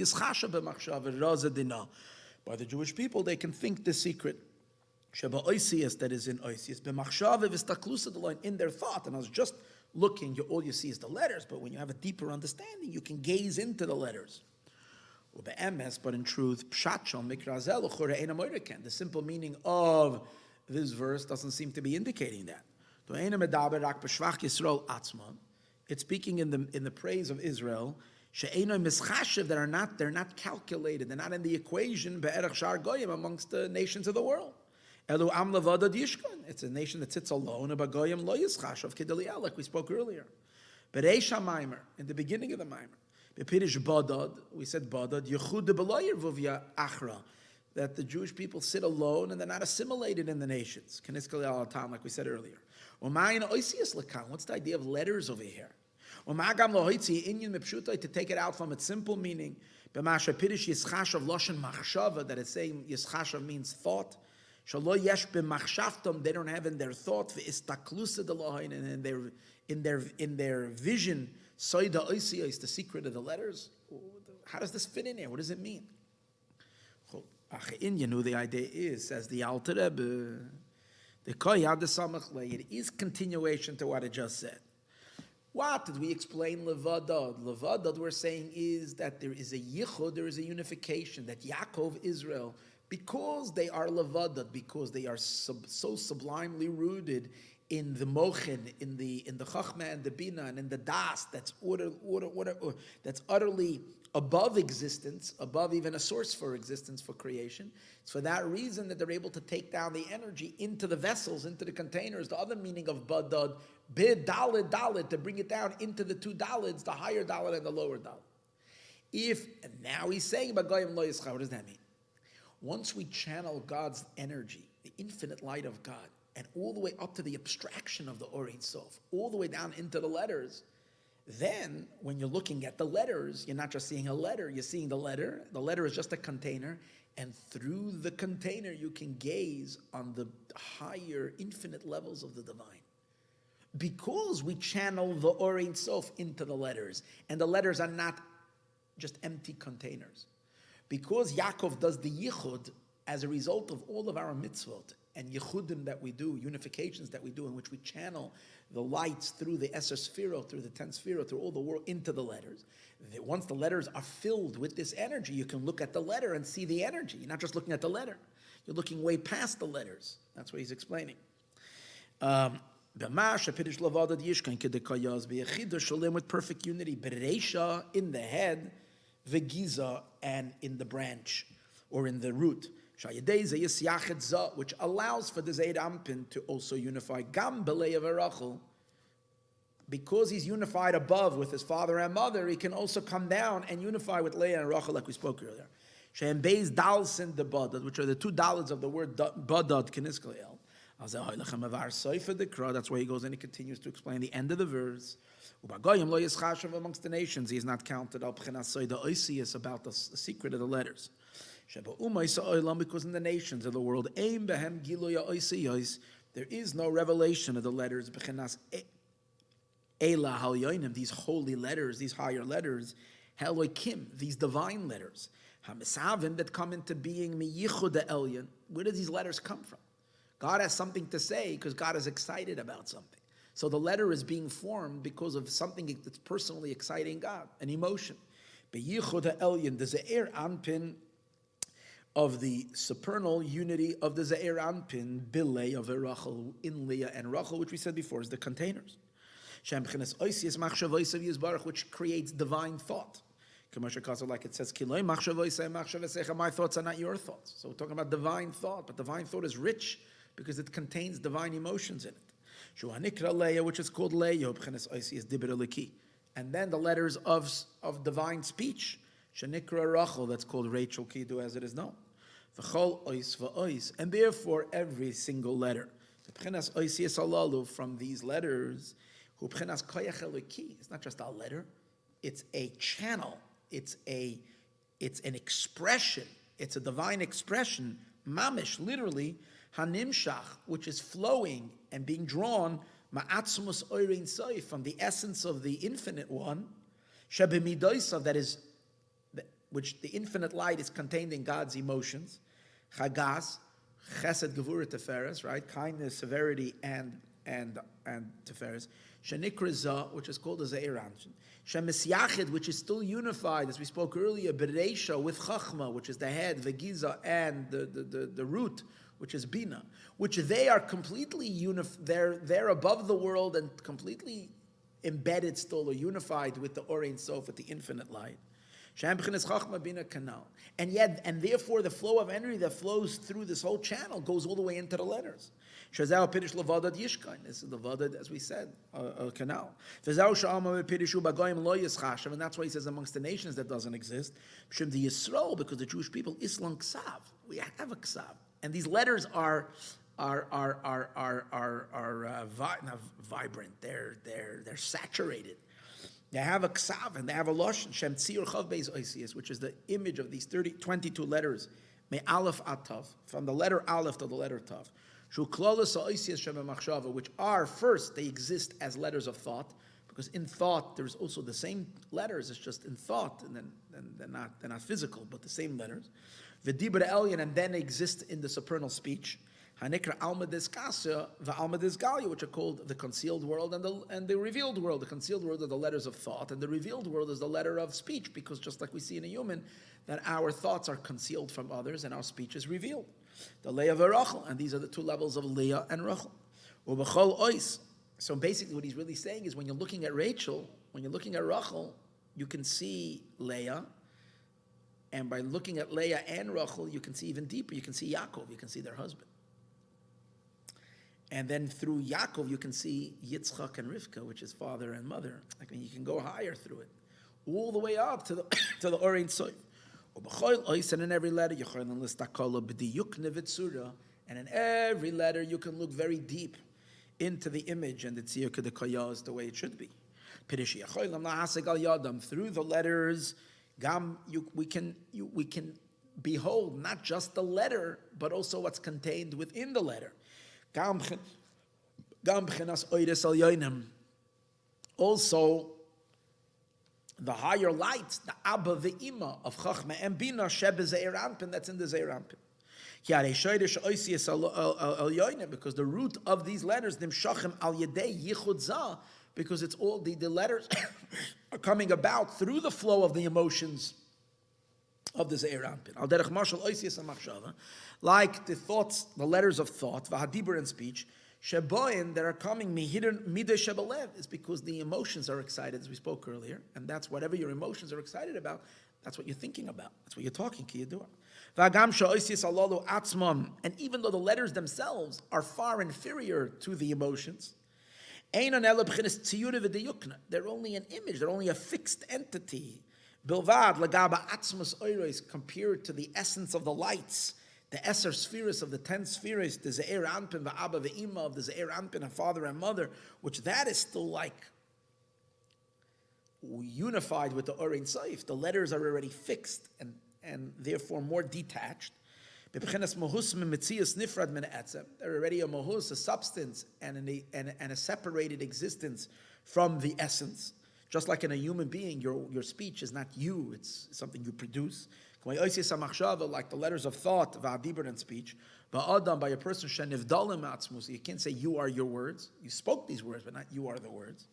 But from your words, you can see what you're into, where you're at. If I want to know where you're at, let me hear what you're talking about. When I see what you're talking about, what your speech is all about, then I'll know where are you? Where is your soul? Where is your being? From then we find to grasp, and to gaze, the inner dimension of the lights of the essence of the emanator, in the diukna and in the tziyur al kapanim, at least to envision it. Might not be able to fully see it, obviously, with my physical eyes, but in the thought of our chachma, we can look in and see. That's called gazing and looking. We can look deep. Like we know tzaddikim, we're able to look at letters and see in it. Wow, unbelievable things. And the proof to that is simply, hine l'mayla above, hine gam gufei tzur tumunas ha'oisis hakashmim lamata. And the proof to that above is that you see even down here, the image of the letters of the Aleph Beis, they have an incredible meaning. Like we just spoke earlier about the Aleph. There is a Yud, which is Chachma. In other words, it's saying something. There is deep cosmic or even bigger, godly meaning to every letter. Hagashmim lamata, the Kabbalists tell us the meaning of the shapes of the letters, how each one is indicating on incredible things.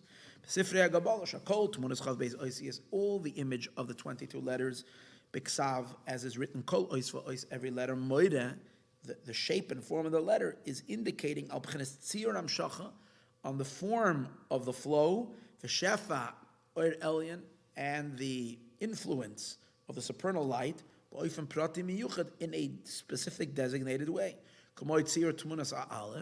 Just like the image of an Aleph, or the way the Aleph is shaped, the lights of Chachma in Bina.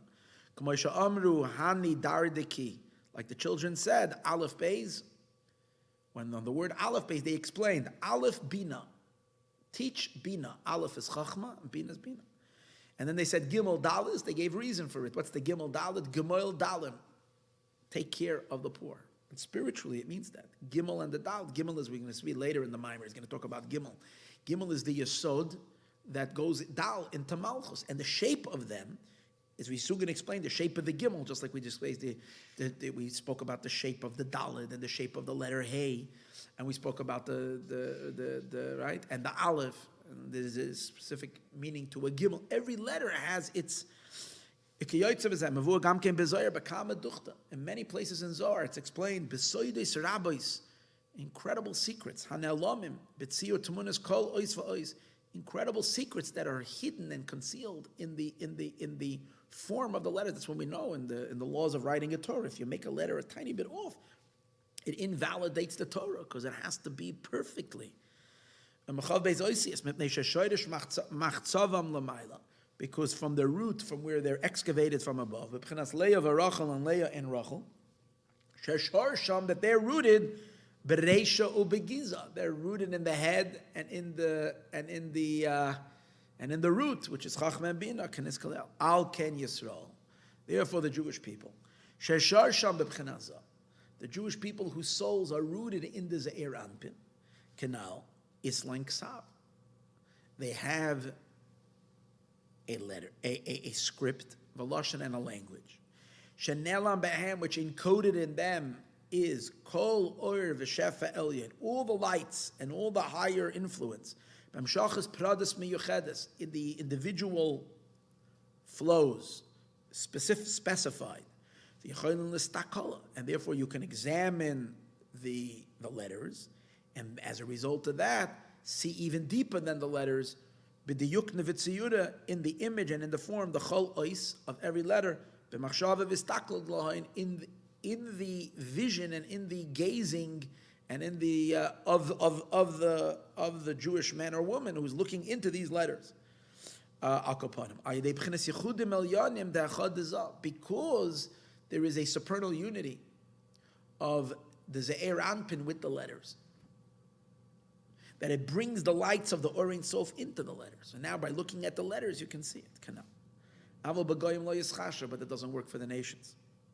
Raza, they know the secret. Because the less like Ksav Lashon, they don't have this Ksav. Now you say, but they can look at Hebrew. So it doesn't help just looking at the letters. You can look, of course, you can learn how to learn Hebrew and read those letters and know the letters. You're not going to see in it. Why?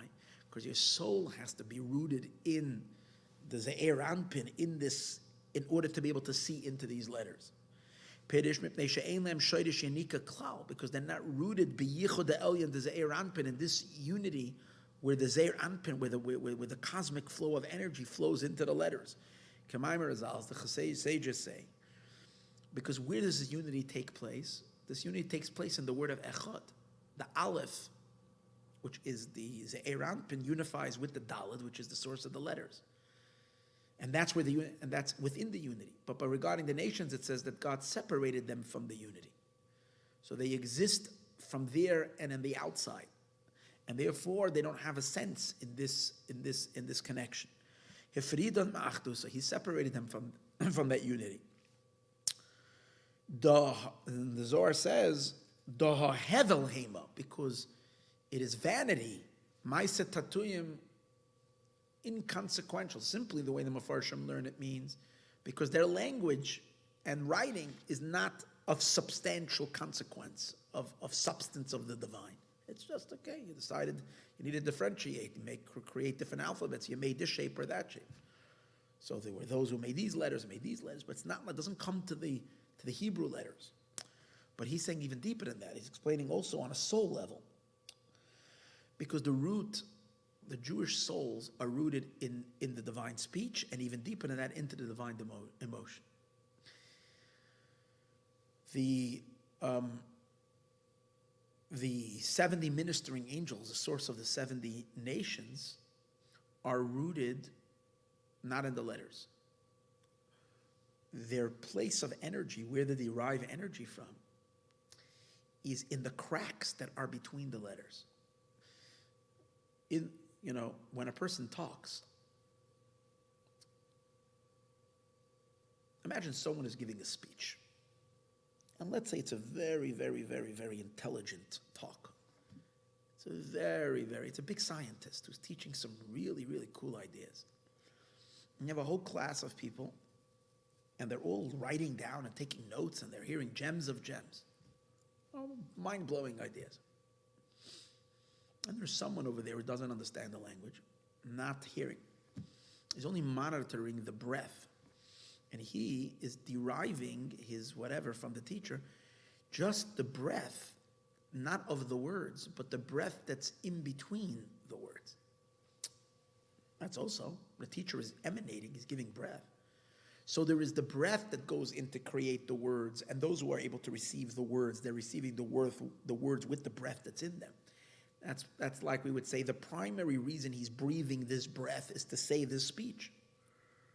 So in the letters themselves, when in the inner breath, the excessive breath, the extra breath, leaks in between the letters.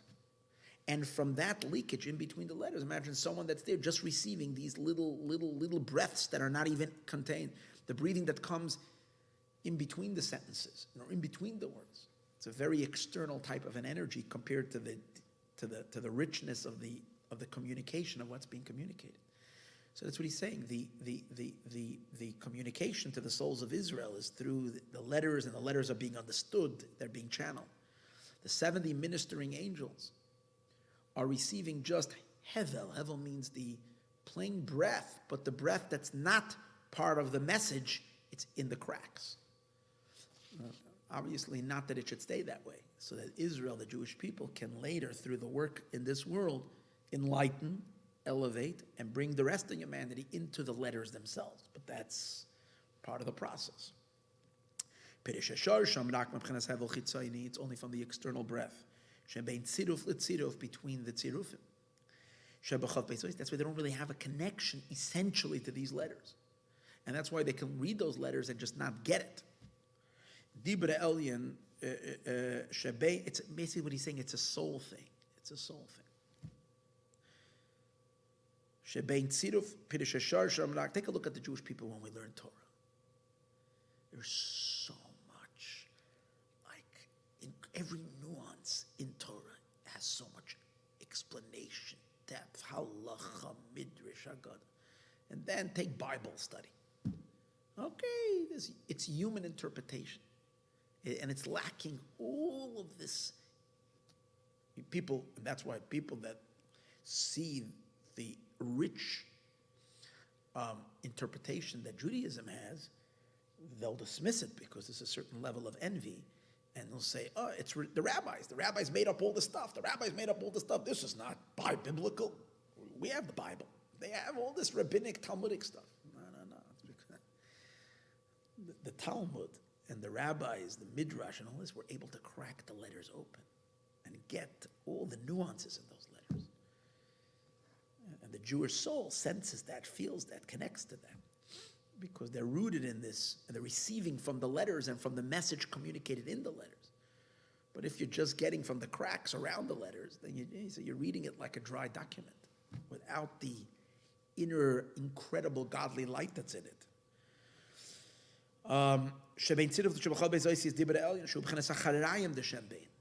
They're receiving from the back of the name of Ban. Ban is 52, which is the name of divine speech.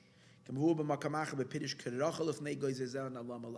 a sheep that's before those who shear her wool. It's talking about the Shekhinah leaking energy to the Klippa. So some of it leaks. It's in between, that's the point, in between the tzirufim, in between the words. That's where the leakage happens. That's why they don't have the ability to look and to know anything. In the higher lights, the Ava of Abba v'Ima, father and mother, v'Zeir Ampin and Zeir Ampin. And they don't have this machshava, this level of thought. That which could be understood in the image of these higher supernal letters. Even when they're looking, because they don't have the letters, the Aleph Atav Metamanel, for the reason that we said above. And in Yisrael, the Jewish people are meritus. They're rooted Biurei Tzurim u'Megvois. That's the continuation. They're rooted in the deep, deep levels of Rosh Tzurim and Gavois, the peaks of mountains in Chachma and Bina.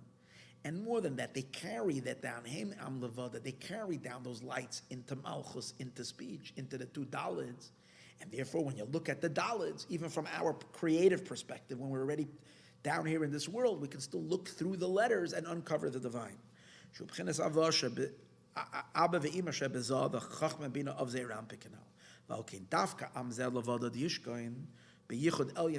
this higher unity, as we spoke earlier. In their thought, this higher unity, this higher unity, the lower unity, the Leah of Rachel, of Leah and Rachel, this will answer the question. The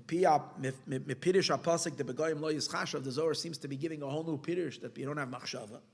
The Koyal Yisrael, but the simple meaning is it's referring to the Jewish people. And the answer is, both are true. The Hakol Oil is it's all arriving to the same conclusion. The Mishum, because the Amza Yishkoin, because this nation sits Lavadod, Nivdal Menagoim, separated, B'mailas Yichod Elyon, in the quality of their higher supernal unity, the Zeir Ampin of the Zeir Ampin, Kipshuta Shal Mekra, which is the simple meaning of the Pasuk. Meaning, the simple meaning according to Sod, according to secret, this is the simple meaning. Canal.